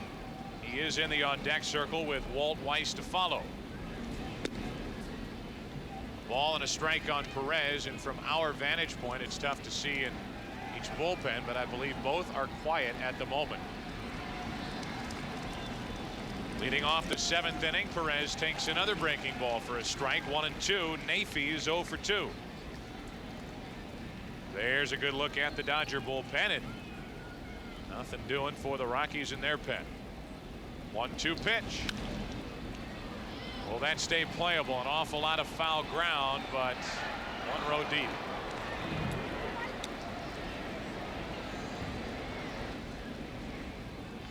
Colorado Rockies have just the 1 RBI, which belongs to Larry Walker. Galarraga's had a rough day. A couple of strikeouts with runners in scoring position. Bichette hitless, Castilla hitless. Ellis Burks a 1-out single back in the 1st. Valdez has done a good job to get out of trouble. That's down the line and left. Darren Lewis had him played perfectly. 1 away, and the leadoff man is gone, and that is just good defensive positioning. And defensive positioning in the outfield more important than defensive positioning in the infield, because you've got more room to cover. Darren Lewis playing Perez, as you said, Joe, just perfectly. That ball normally a base hit with anybody else hitting, but Lewis right there. Fine play.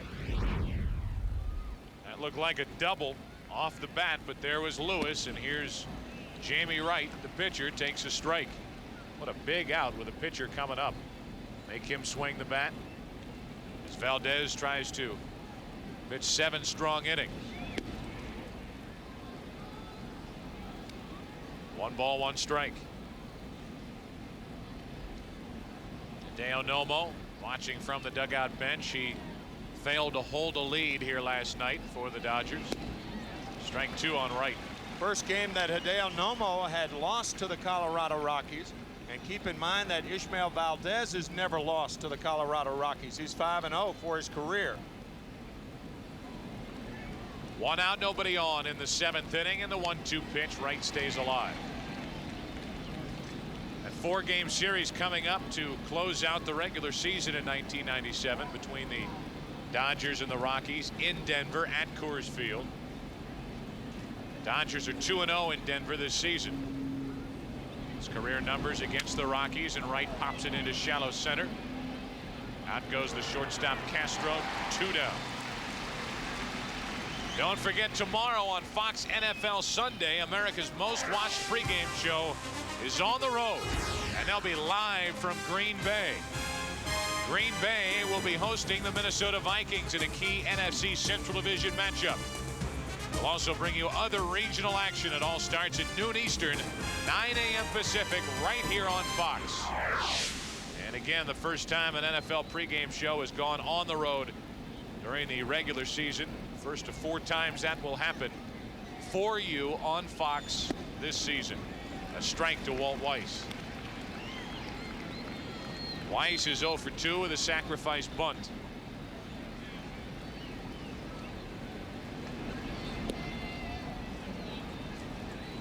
One ball, 1 strike.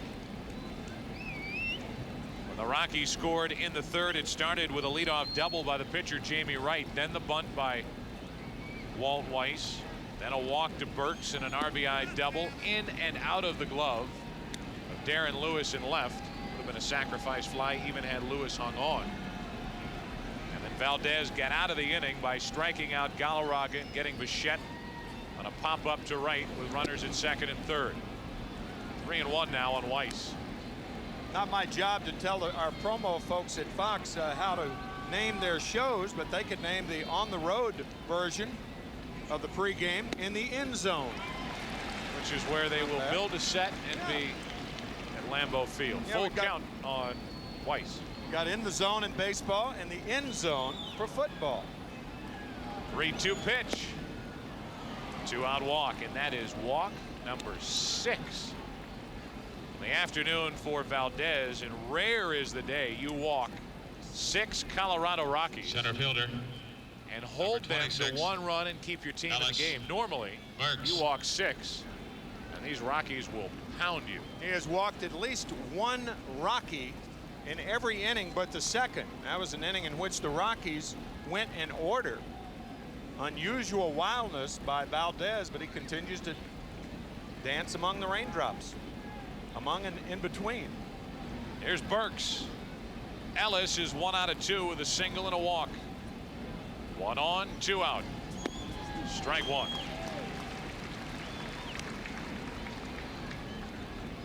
The leadoff walks that kill you. Unfortunately for Valdez, he's only walked 1 to lead off an inning. That was Vinny Castilla leading off the 4th. Then you have the bottom part of the order coming up after Castilla. So his walks have been spaced. Single space. A look at the runner at first. That's Weiss. He has stolen only 5. Doesn't run a whole lot. One of the arguments against him hitting in that leadoff spot. Now draws a throw. This very well could be the final inning for Valdez, due up 4th. The bottom of this 7th. It'll be Zeal, Lewis, Castro if anybody gets on the number 9 spot. 2 out in the inning, and Ellis Burks shoots one down the right field line. Trouble if it's fair. It is. Weiss heads for 3rd.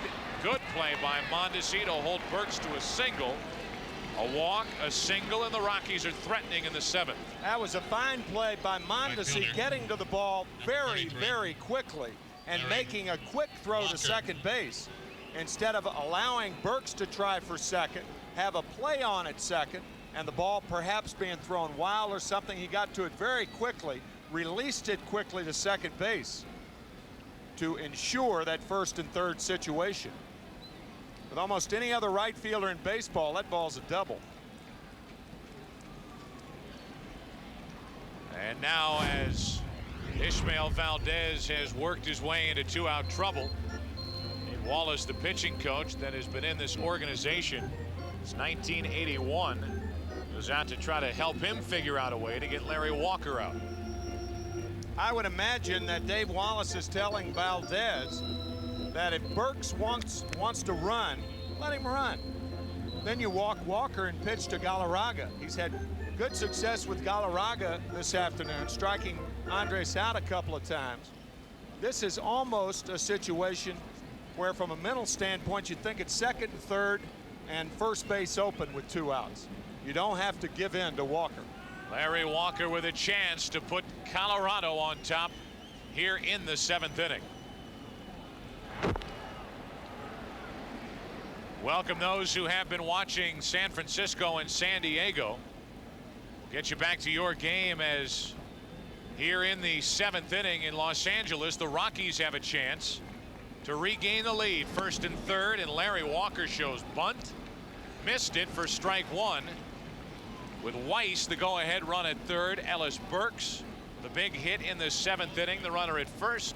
Why would Larry Walker drop down a bunt? I think he saw Todd Zeile back at 3rd base. Zeile's moved in a couple of steps now. I think that was the reasoning behind it. I think percentage-wise, I agree with your inflection there. Percentage-wise, you're better off using the hole on the right side. There's a guy who came in hitting .370. Yeah. Takes a pitch up and in, a ball and a strike. You know, if you're Ellis Burks at first, this is an interesting situation, because if you're Ellis Burks, you don't run in this situation. You keep the hole open for the on the right side.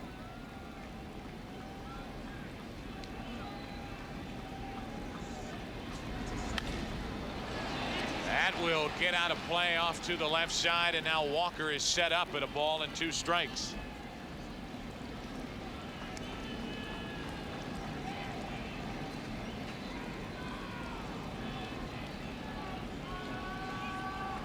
For those of you watching San Diego and San Francisco in the small box, win with the RBI double, it's now 10-1. Padres over the Giants in the 5th. Here it's a 1-1 game in the 7th. 1st and 3rd, 2 out. Walker takes strike 3 over the outside corner, and Ishmael Valdez continues to get into and out of trouble.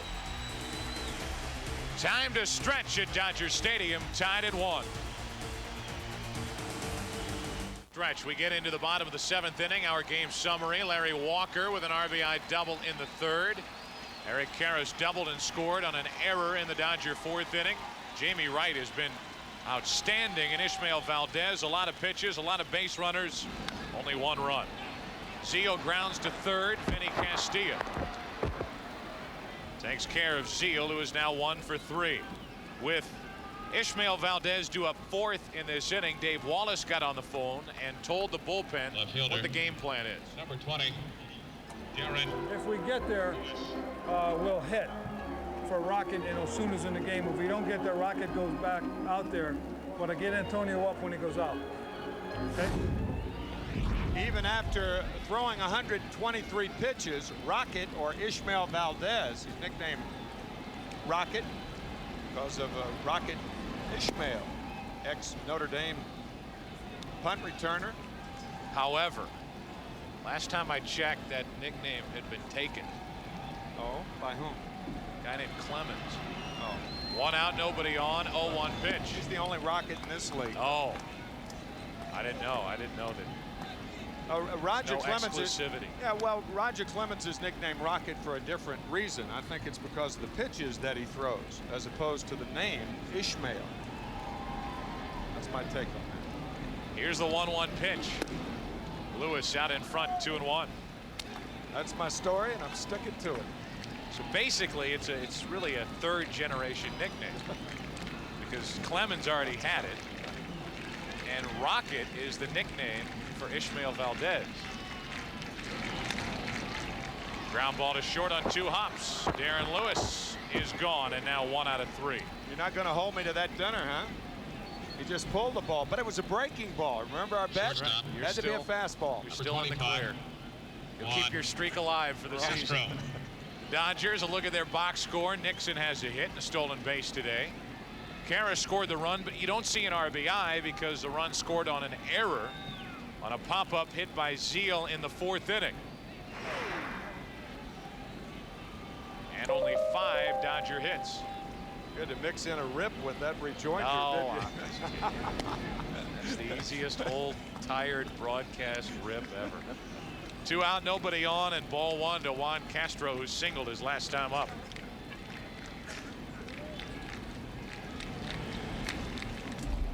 One ball, 1 strike.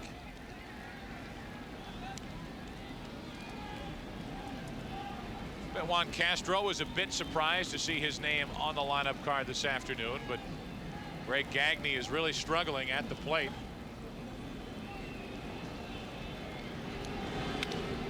And he shoots one through the left side, so Castro with the rare start.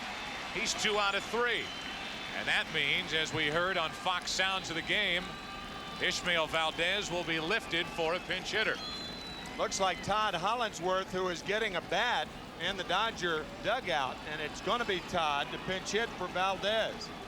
Fine job again by Valdez, but once again the Dodgers with only 1 run through 6 2/3. So Castro is on 2 out of 3 this afternoon, and not only has Gagne struggled, was hit in the arm by a pitch last night by Pedro Estacio. So he has the day off, and now Ishmael Valdez becoming cheerleader with Antonio Osuna getting ready for the Dodgers in their bullpen. Ishmael saying, let's go, you guys. Pick me up. The last start against the Cardinals last Monday, he worked 7 innings, giving up 2 runs, and the Dodgers won it in 15. A key hit in that 15th inning, a 2-run single by Tom Prince, the backup catcher. Your attention, please. And Valdez wants to win this game, obviously, but he would prefer that the Dodgers put some runs on the board now. So Ishmael Valdez is finished for the day, and he goes 7 innings, allowing a run on 4 hits, and he got around 6 walks. Struck out 5 along the way. The numbers for Valdez, the numbers that matter most, 1-1. That's the score in the 7th inning, and Todd Hollingsworth takes a strike. A 2-out hit by Juan Castro keeps this inning alive, and Hollingsworth, who has become basically a man off the bench for Bill Russell, guy who was down in the minor leagues earlier this season after winning the Rookie of the Year award last year, has his shot. 1-1 from Jamie Wright. And you're not inclined, if you're Castro at first base with 2 outs and Hollingsworth the pinch hitter up, you're not inclined to run right now, because if you run and you're thrown out, you lose Hollingsworth unless you elect to keep him in the game. Put him in left field and take Darren Lewis out, or something along that line. Castro takes his lead at first with 2 out. Tie game, 7th inning. Hollingsworth fooled way out in front. Strike 2. Jeff Reed sitting on the outside corner. That fastball way off the plate. And now Hollingsworth in a hole. 1-2, 1 on, 2 out, tie game. Don Baylor is going to be awfully proud of Jamie Wright and the effort here this afternoon. Hollingsworth strikes out, and Wright gets his 2nd strikeout of the day. We are through 7 at Dodger Stadium. Valdez is finished. Osuna to the hill, tied at 1. Game guys will leave the plush studio with their little dressing rooms and their Donna Karen suits. The Rockies, out on the road to Lambeau Field in Green Bay. Jamie Wright able to relax after this work to Todd Hollingsworth. Well, often how you finish off a hitter is not how you start him off. Curveball and then 3 straight fastballs gets Hollingsworth, and that last fastball by Jamie Wright may be, from a velocity standpoint, the best fastball he's thrown today. Here's Antonio Osuna, one of the many hard-throwing right-handers the Dodgers can bring at you. Started the season in the minor leagues because of a numbers problem. They just have too many guys out there, and an ERA under 2. Galarraga, Bichette, Castilla. A 1-1 game in the 8th inning. Dodgers trying to set up the rubber game of this series tomorrow. 1-1 to Galarraga, who has walked but struck out twice. Antonio Osuna, an interesting case of whether the Dodgers would protect him in the expansion draft. He would be a guy that would fit into the plans of Arizona or Tampa Bay. This guy could be a closer for a lot of teams. Strike two now on Galarraga. As we go along here in the late innings of what is a tie game, Fred Claire has been busy calling up one minor leaguer after another. And the Dodgers have 38 active and available players as they take on the Rockies here this afternoon. I mean, it's one extra after another. Typical in Hollywood. The 1-2 pitch is high, 2-2. Talked about extras earlier, but it takes on a new meaning with the Dodgers. Of course, the extras they bring up are making more than scale. Correct. Waiting for Elton John to come out in the sequin Dodger uniform. They might have him down in the dugout. The 2-2 pitch. That's foul down the right field line. Galarraga looking for his first hit of the day. Only time Elton John would suit up for the Dodgers is when they need a sacrifice. Oh.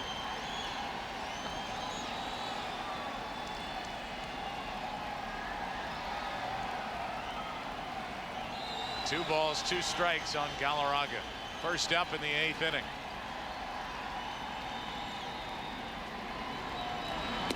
Strike three called over the outside corner, and Galarraga struck out 3 times. 0 for 3 with 3 strikeouts. It's just a different guy doing it to him this time. Fielder, number 10. Osuna splits the outside corner with that fastball. Right there. Sacrifice, of course, one of the lyrics in Elton John's. That's the name of the song, right? Oh, Sacrifice. One out, nobody on. Bichette goes after a bad ball low and away.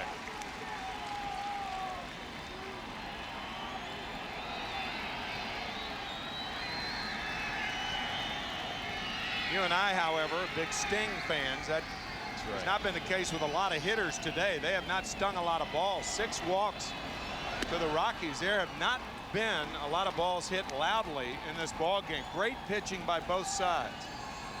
Only 4 hits for Colorado today. One that was in and out of the glove of Darren Lewis in left center off the bat of Larry Walker. For an RBI double back in the 3rd. Another one of the 4 hits, a leadoff double by Jamie Wright, the Colorado pitcher. You've got Weiss hitless. Burks has 2 hits. And that's all. Galarraga's 0 for 3. Bichette 0 for 3. Castilla 0 for 1 with a couple of walks. Reed and Perez both hitless, a combined 0 for 6. That was the work of Ishmael Valdez. And now with 1 out, nobody on, the 1-2 to Bichette.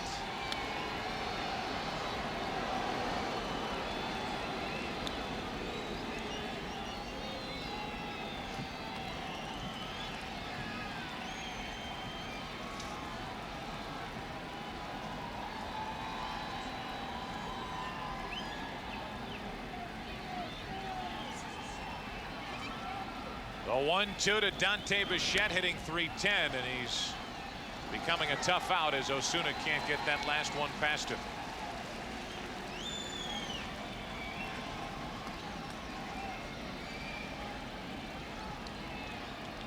The 2 starters, Ishmael Valdez now out on the Dodger bench.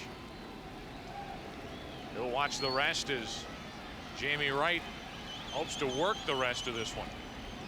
The 1-2 to Bichette again, 2-2.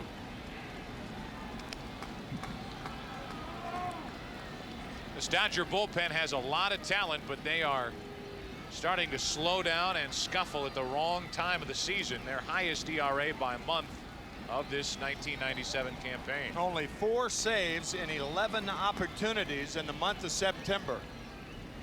2-2 to Bichette. See you later. Back-to-back strikeouts of Galarraga and Bichette for Osuna. One thing about Osuna, as opposed to Valdez, Third is baseman. everything is one speed. Slider, hard slider. Fastball misses high. Another slider. Fastball fouled away. Fastball fouled away. And after this slider, freeze and see you later to Dante Bichette. And now with 2 out, nobody on, it's the number 6 hitter, Vinny Castilla. Strike 1 from Osuna. Castilla's drawn 2 walks. The numbers. Another great year for the Colorado third baseman.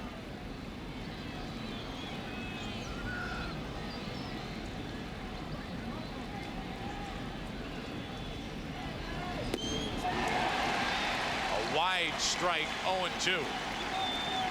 Vinny Castilla thinking Osuna doesn't need any help.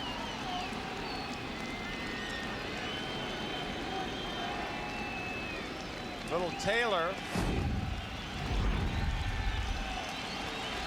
Can he strike out the side? Out on that pitch, 1-2. A lot of times an umpire is inclined to give a pitcher a pitch if the catcher sits outside. That's one of the advantage of lining up and putting the middle of the body on the outside corner as opposed to reaching over with the target. Very few pitches inside this inning by Osuna. The 1-2 back away and 2-2.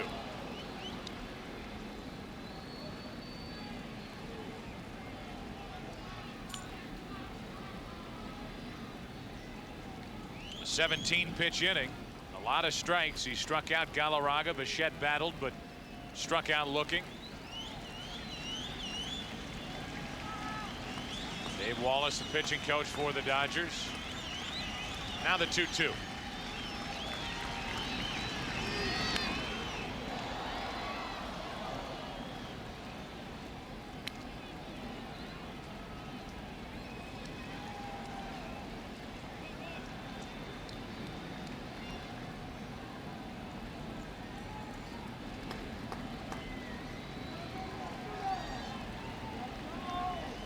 Vinny Castilla trying to keep this top of the 8th inning alive. The Dodgers in the bottom of the 8th will have the top of their lineup. Osuna trying to strike out the side. Have to wait another pitch. You notice everything has been away this inning to the big bombers. A guy like Osuna makes a mistake. He wants that mistake to be made away. He has not intentionally come inside to either Galarraga, Bichette, and now Castilla.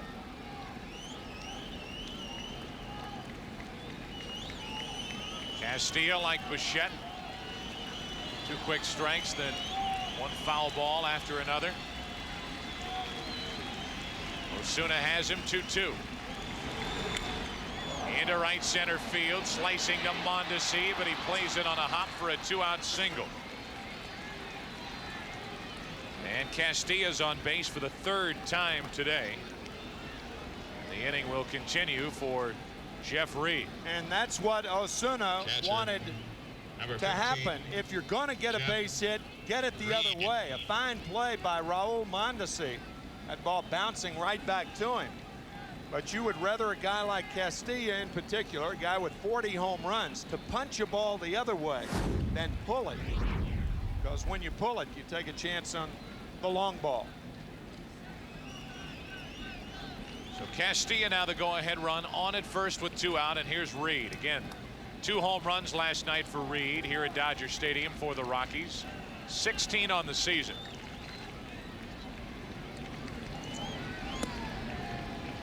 Ball 1 low.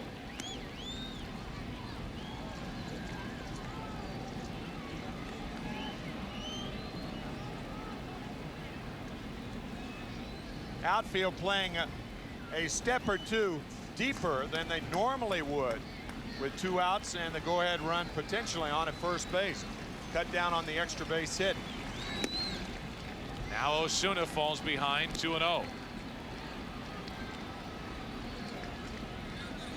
So Osuna was coasting, striking out Galarraga and Bichette, but Castilla lined a base hit into right. And this inning gets a little trickier for Osuna. Now behind on the count, 2-0 to Reed. Right through it, 2-1.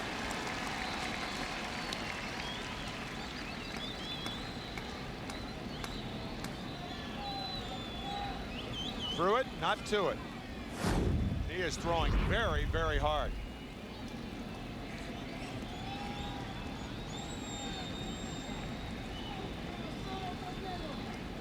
Go ahead run on it first.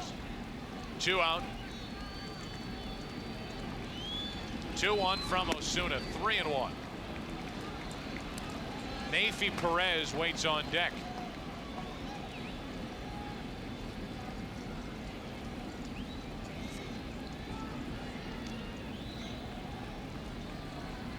Dodger Stadium very quiet. Again, it brings up the apprehension or the worry that the Dodgers will miss a chance, it looks like, to get back into a first place tie. The 3-1 to Reed. High delivery and now a full count. That means Castillo will get a head start over at first. But it also means that Karros will back up and play behind the runner.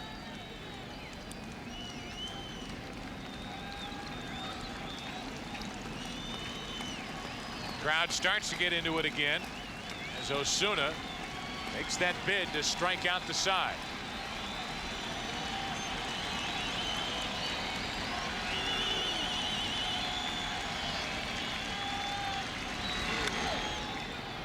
With the runner going, we will do it again.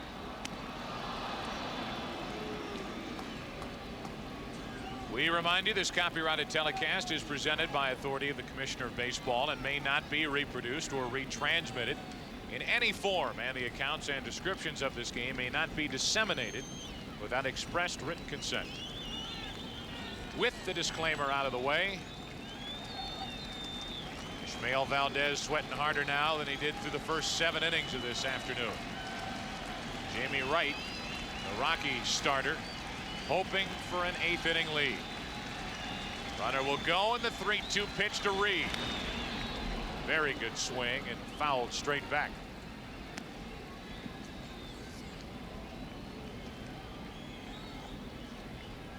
See Vinny Castillo, the runner at first base. This would be a situation if Castillo were not as valuable as he was on defense as he is on defense.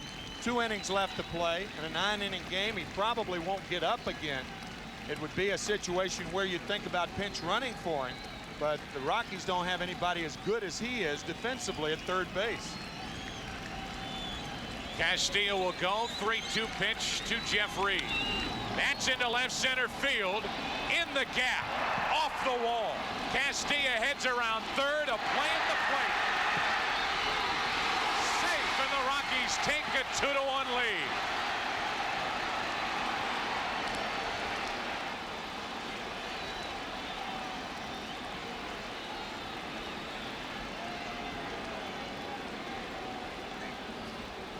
Jeff Reed does it to the Dodgers again. Tim, they had a shot at Castillo at the plate. Look at this relay.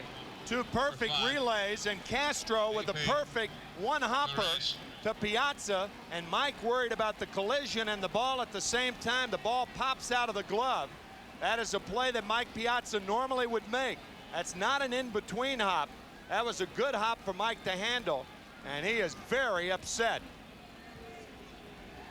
And then on that throw home, Osuna had to back up as Reed went to third. It's an RBI double. It's a 2-1 Rocky lead. Now Reed at third with 2 out and a pop-up backing out of play. They've charged an error to Piazza, which is his 16th error of the year as that throw got away and sent Reed over to third. It is a terrific play by both Nixon and Castro, and this ball a fine hop right to Piazza. He never really had control of the ball. Concentrating too much on the runner. You have to catch it first, and that ball eluding Mike for an error. But the other 2 ends of the play by Nixon and Castro done perfectly. Extra run at third with 2 out. The 0-1 to Perez. That's foul, strike 2. What started this, A 2-out hit to right by Vinny Castilla. Then the RBI double by Reed. Jeff is now 90 feet away with 2 out and an 0-2 count on Neifi Perez.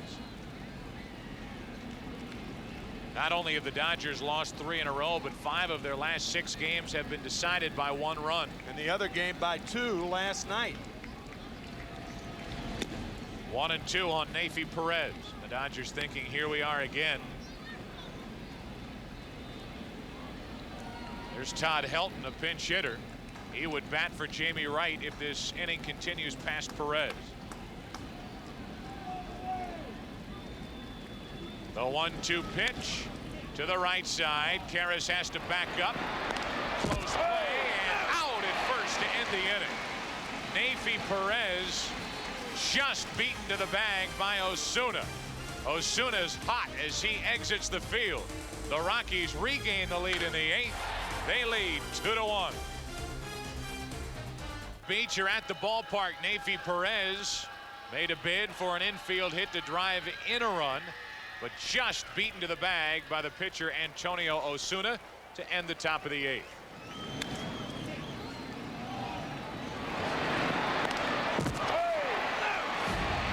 Bang, bang. Bang, bang, and it was Osuna getting there, and the proper call made by Greg Bonet. Moving from center field to left field. And that was a big call and a big play as Osuna was able to get there just in time. That kept another run off the board, and here's the top of the order. Otis Nixon, Eric Young, Mike Piazza with the Dodgers in the 8th, down by 1. Jamie Wright trying to get through 8. Ball 1. Quentin McCracken takes over in center field.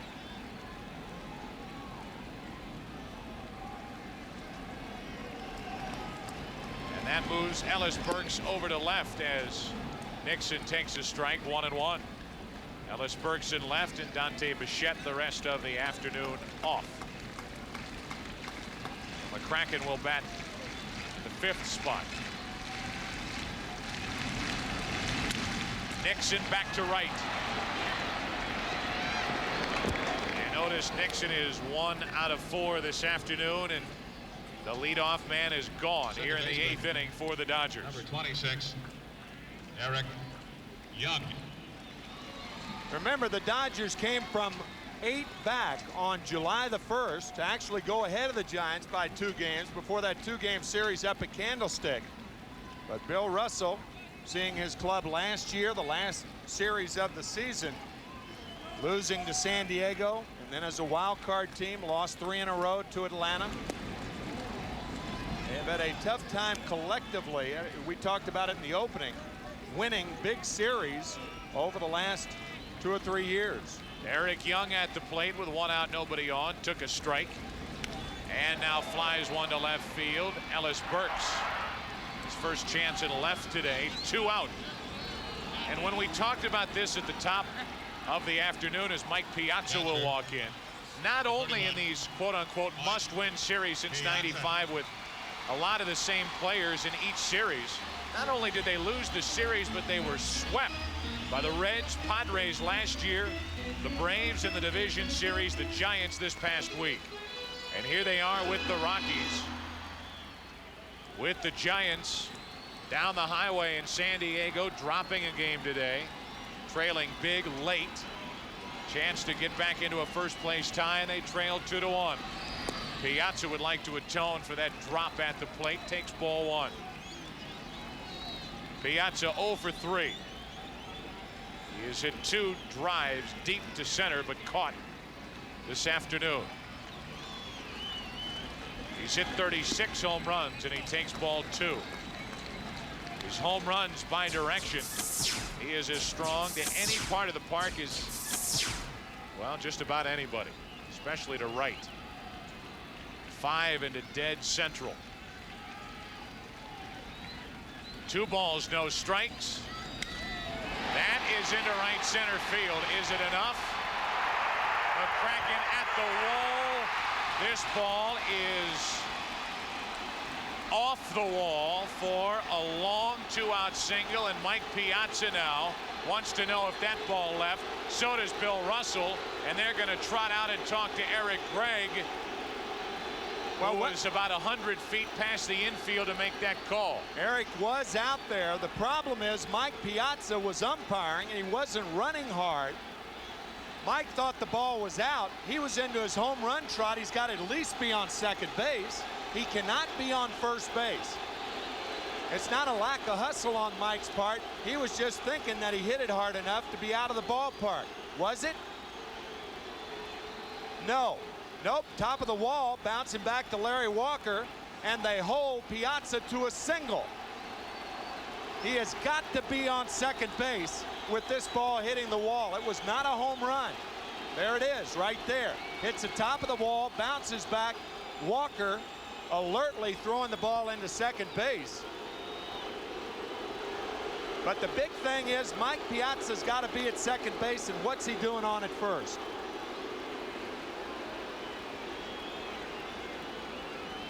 A natural speed replay, and there's the home run trot. He thought he had enough to tie this game, and off the top of the wall for one of the longest singles hit in the history of Dodger Stadium, the 36-year history of Dodger Stadium. And instead of the tying run being in scoring position, it's Mike Piazza on at first with 2 out here in the 8th inning. And Don Baylor is out to, at the very least, talk to Jamie Wright.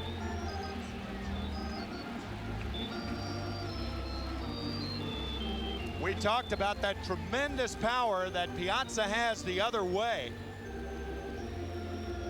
14 home runs the other way this year. And he just missed one then. Instead of number 15 on the year, it's just another single, and Wright is lifted in the 8th. We would like to welcome those of you who have been watching the Giants and Padres here in the 8th inning. The Dodgers are down by a run, 2 out. Piazza at first, and Karras looks at the first pitch from Curtis Lezcanic just into the game and fouls it out of play just moments ago before the pitching change. Piazza thinking he had hit home run number 37 to tie the game, hit a long single off the very top of the wall in right center field. You know, the Rockies may have gotten a break, and so may the Giants. And I'll tell you why. Had that ball hit the glove of Quentin McCracken, the ball could have gone over the fence. Fortunately for the Rockies and the Giants, the ball hit to the left of Quentin McCracken's glove and didn't go over the fence. Mike Piazza, meanwhile, thinking he had a home run, pulls up around first, and as Joe said, the longest single in the history of this ballpark. And now Karras in the hole, 1 and 2. So instead of having the tying run at second base with 2 out, Eric Karras is asked to do something in the dramatic category to tie this game or put the Dodgers out in front here in the 8th inning. Piazza, the tying run at first. 2 out. The 1-2 to Karras. Lezcanic comes out of the bullpen to strike out Eric Karras. And we are through 8 innings at Dodger Stadium. Piazza came close, but after 8, the Rockies lead by 1. McCracken, who came in for Ellis Burks, and this is what we were talking about the glove actually being above the wall. Watch Quentin McCracken go up for the ball, and fortunately, you see how the glove is above the wall. Fortunately for the Rockies, the ball hits right here, which is next to the glove. Had it hit the glove, that's a hard enough part of the glove for the ball to be jettisoned over the fence. So I think the Rockies and, again, the Giants got a break on that near home run by Piazza. And now we have a pinch hitter, Todd Helton, off the bench for Don Baylor. Helton bats for Lezcanic, who came in to strike out Karras to end the 8th inning. Helton pops it into left field. Darren Lewis over to get it. 1 away in the top of the 9th inning. Antonio Osuna back to work. Gave up the run in the 8th inning to put Colorado out in front. Number 22, Wall. Here is our Red Lobster catch of the day. And it's a great catch. It's even better defensive positioning by Darren Lewis down the left field line to take away what looked like a sure double off the bat of Nafi Perez to start the 7th. So it's our Red Lobster position of the day. That's it. But it just doesn't have quite the same ring. 1 out, nobody on, and Weiss fouls one back and out of play. Tell you, Joe, we did a game in Baltimore about 3 weeks ago. As a matter of fact, it was 3 weeks ago, Baltimore and the Mets. And what was shown on the screen that day was a play at Yankee Stadium where Paul O'Neill went over to the right field fence. The ball hit the end of the glove and caromed into the end of the stands for a home run. The fans in Baltimore loved it because that reminded them of the Jeffrey Mayer play last year when the young 12-year-old made the catch, cost the Orioles a ball game. But that one by Quentin McCracken came very close to a similar fate suffered by the Rockies. Fortunately, they got out of it. 1 out, nobody on, and the 0-2 to Weiss. 1 and 2 from Osuna. Just to finish off the day for Jamie Wright. Coming off a win down in Florida on Monday. Today, 7 2/3 innings, no earned runs, 1 run, 7 hits, a walk, and 2 strikeouts. Weiss grounds to Karras. Flip to Osuna for the 2nd out. Well, special guest stars Jeff Gordon, Rusty Wallace, and Mark Martin see the world's best drivers when they take you behind the scenes of NASCAR. It's the world premiere movie Steel Chariots, Tuesday at 8 Eastern, 7 Central, here on Fox. Great movie for NASCAR fans.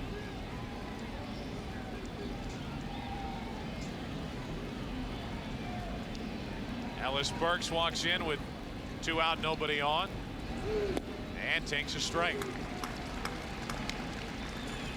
You know that Jeff Gordon, he's a heartthrob, that Jeff Gordon. I've heard that. One of the most popular sports figures going. NASCAR gaining popularity as the days go by. Steel Chariots has that Ben-Hur ring to it. It really not? does. Yep. 2 out, nobody on for Burks. And the 0-1 pitch from Osuna. Rolling away. The RBI that is the difference in this game is the 8th inning 2-out RBI double off the bat of Jeff Reed. For the 2nd game in a row. He's trying to hand the Dodgers another loss with his bat. He hit 2 home runs here last night. The difference making RBI double so far here in the top of the 8th inning this afternoon. The closer for the Rockies, Jerry DiPoto, gets ready. He got the save here last night. Don Baylor, Frank Funk, Colorado Rockies have found their closer, Jerry DiPoto. It looks like he will work in the bottom of this 9th inning. 1-2 pitch, and Burks just gets enough to stay alive. That caught the right hand or arm of Mike Piazza.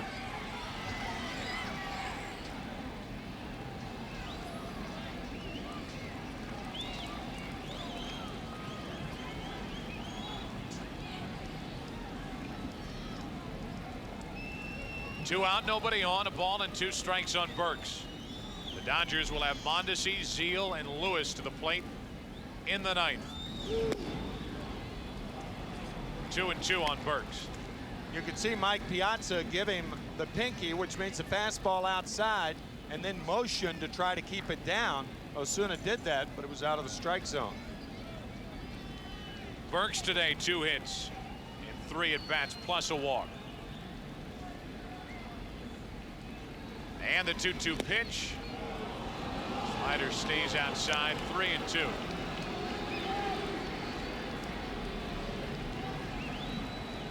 Good slider, just missing.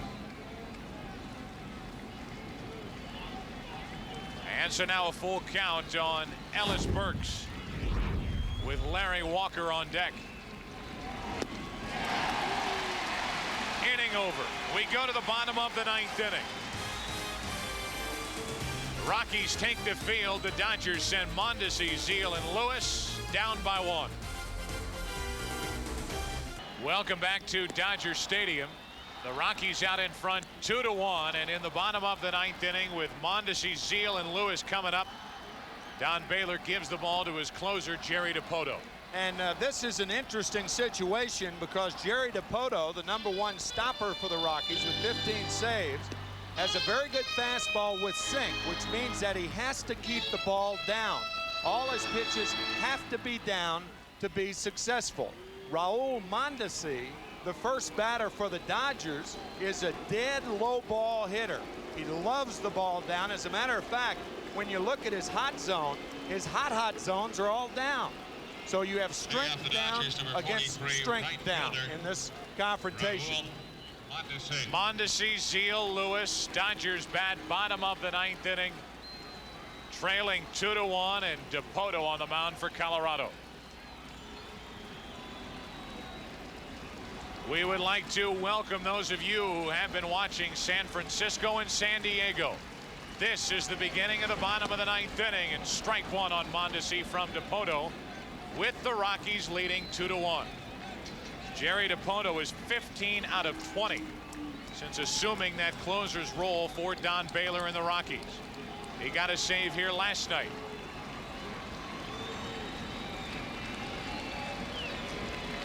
The 0-1 to Mondesi, ball and a strike. Mondesi has struck out, flied out, walked, and was picked off.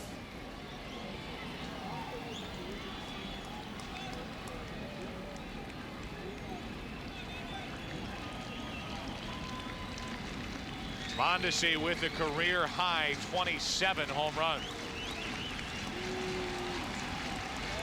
First up in the 9th inning, Dodgers down 2-1. That's foul, and that's strike 2. In case you're wondering, down by a run, the home run ball, Jerry Dipoto gave up a game-winning grand slam on Tuesday night to Bobby Bonilla. It was the first home run he had allowed in 65 innings. And that would follow with him being a good low ball pitcher. Right. A ball and 2 strikes on Mondesi, first up in the 9th. Chase a breaking ball, 2-2.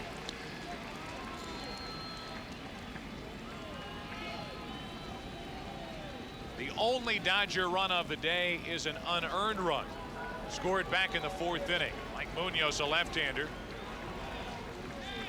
Getting ready for the Rockies just in case Dipoto stumbles. The 2-2. Just missed, low and away. Full count, 3-2. And Don Baylor's after the home plate umpire, saying, where was it? Wow. Just down. Not outside, but it was just low. Tough to take that pitch, I'll tell you. And now the 3-2 delivery from Dipoto. Into center field. The tying run is on, and Mondesi thinking double. A leadoff double for Raul Mondesi and the Dodgers. You know what Don Baylor's thinking right now. He's thinking, where was that 1-2 pitch? Well, the 2-2 pitch was up in the eyes of Mondesi, and he doubles to right center field. Frank Pulley, the home plate umpire, looking toward the Rocky bench. Mondesi doubles after the close call on the 1-2 count.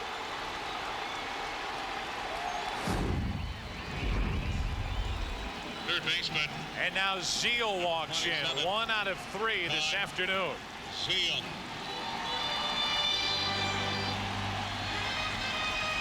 Dipoto struck out Zeal to end last night's game.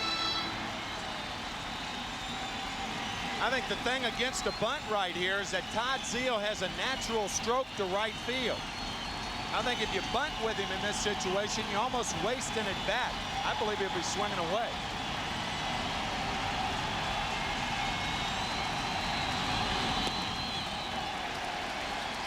Looks like he's going to swing. Ball one. Plus, this is your last quote-unquote RBI guy. Zeal in that 6th spot.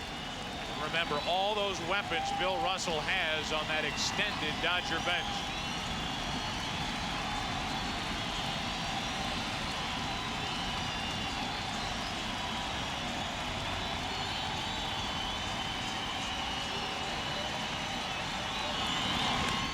Trying to go to right. 1 ball, 1 strike.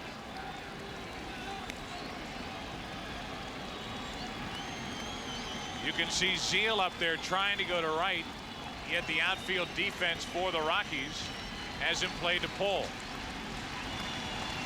And I think with McCracken in center field, that's a very good point, Joe, because I think if anything, McCracken should be into right center and not left center.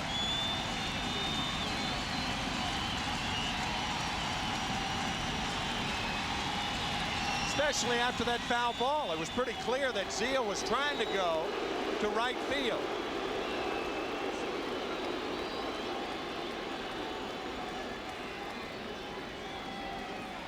Looks to me like Quentin McCracken is about 20 feet out of position in center field.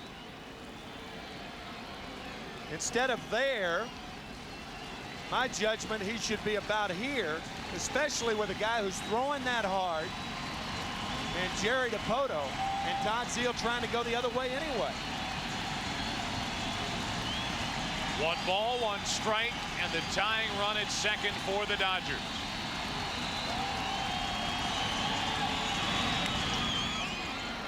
Strike 2. And now Zeal wants to avoid the strikeout and at the very least advance the tying run to third. Mondesi a leadoff double to get it started.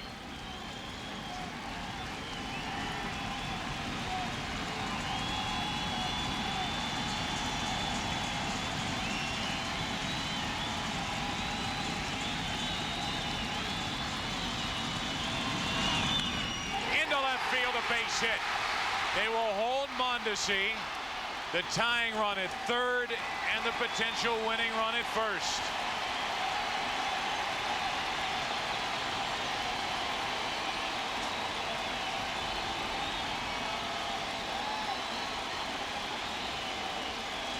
What a huge hit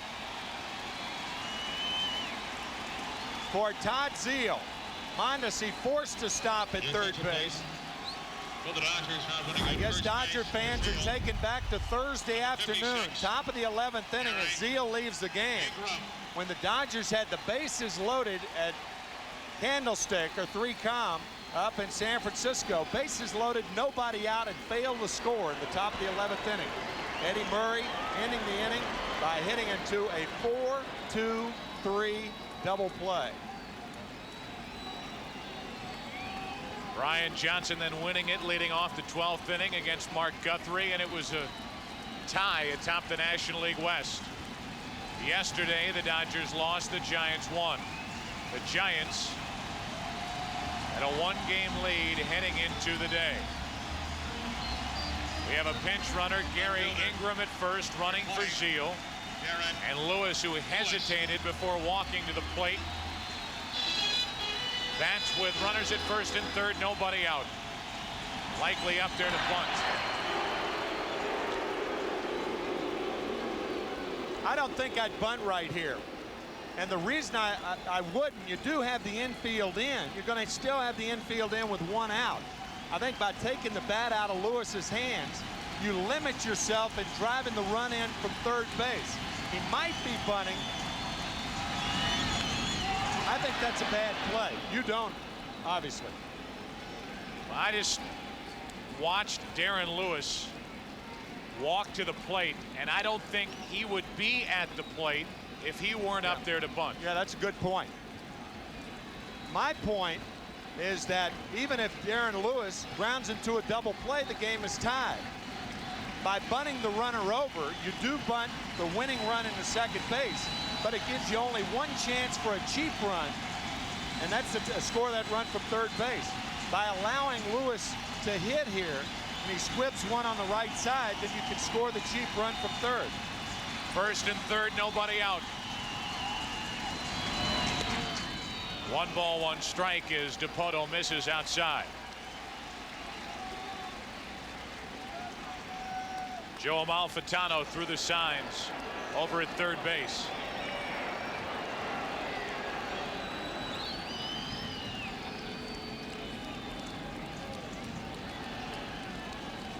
And now the verbal instructions from Amalfitano to Lewis.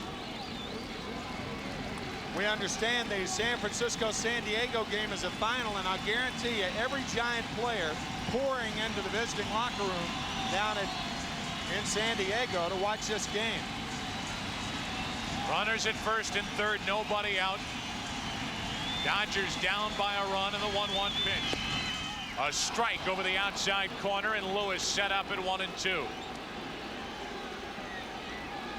The final 12-2, San Diego all over the Giants.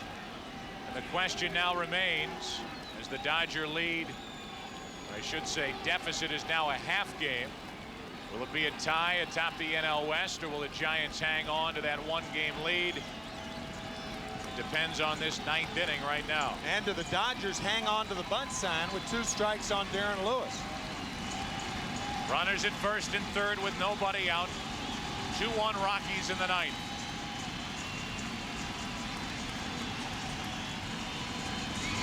The answer to the question is no, and the count 2-2. No signs of the bunt from Darren Lewis.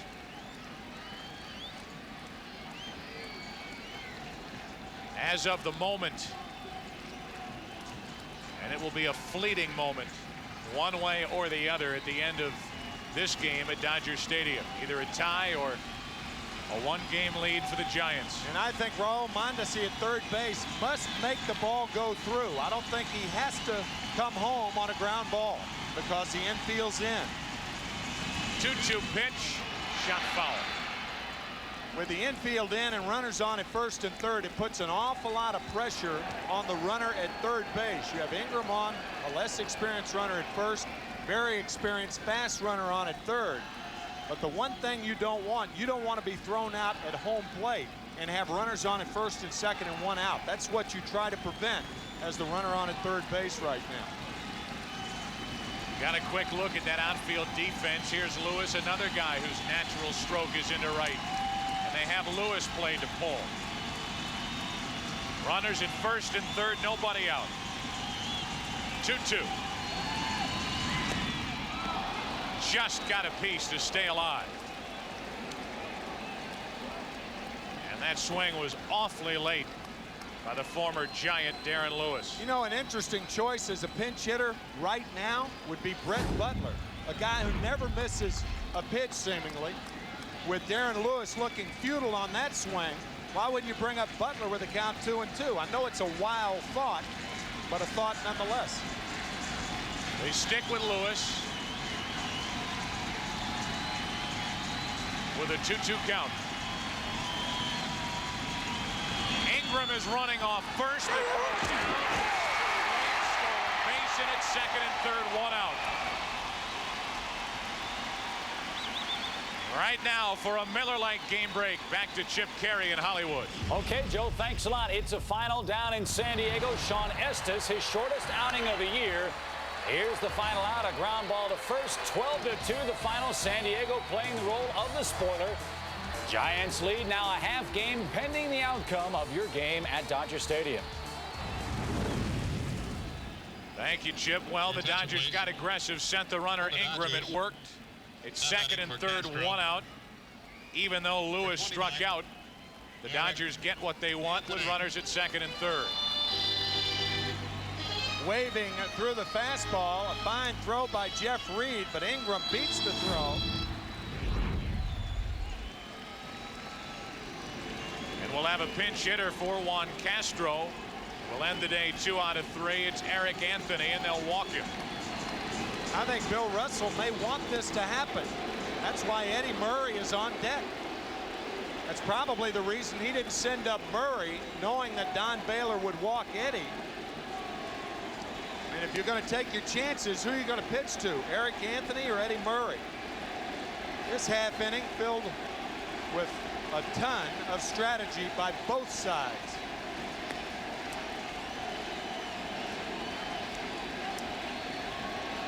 This intentional walk will load the bases with 1 out.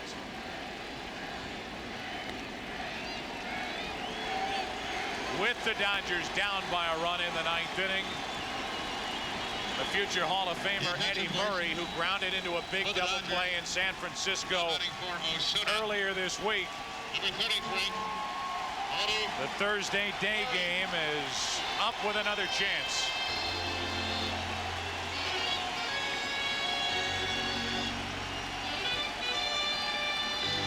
Bases loaded, 1 out, and a standing ovation from those here at Dodger Stadium. 45,780.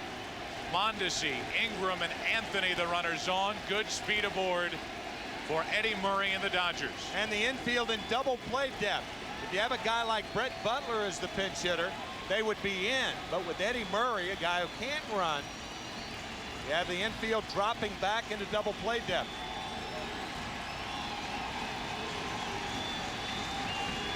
Bases loaded, 1 out. And a big swing for strike 1. 1,917 career RBIs for Eddie Murray. And there are a couple more out there if he can deliver in the 9th inning off the bench for Los Angeles.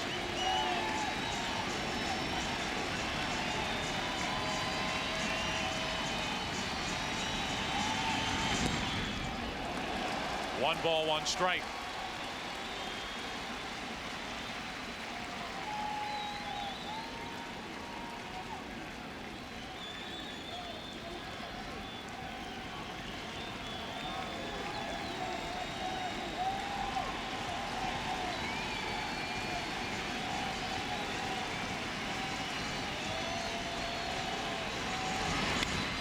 Check swing, grounded to third. Might be 5-4-3. The game-ending double play, and the Rockies win it 2-1 on a check swing 5-4-3 double play. Beautifully turned by Neifi Perez at second. As Eric Anthony turns Neifi Perez inside out. A tough, clean slide by Anthony, but somehow Perez gets rid of it. A check swing. Watch how quickly Castilla gets rid of it, and watch Eric Anthony bowling over Perez, but he got rid of it in time, and Eddie Murray grounds into a double play to end it. Our Chevy truck players of the game: Jeff Reed with the bat, Jamie Wright with the arm. Got into the 8th inning, allowing no earned runs, only 7 hits today. And while they celebrate in the visitors clubhouse in San Diego, this crowd and these Dodgers are stunned. Rockies win it 2-1, and the Giants still have a 1-game lead. Back to Dodger Stadium after this.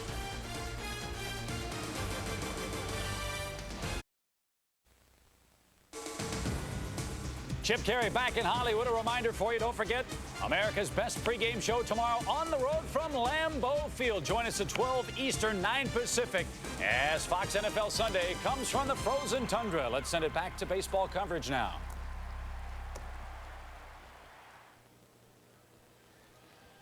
Welcome back to Dodger Stadium, where the Rockies win it 2-1, but not without some 9th inning fireworks. The Dodgers loaded the bases.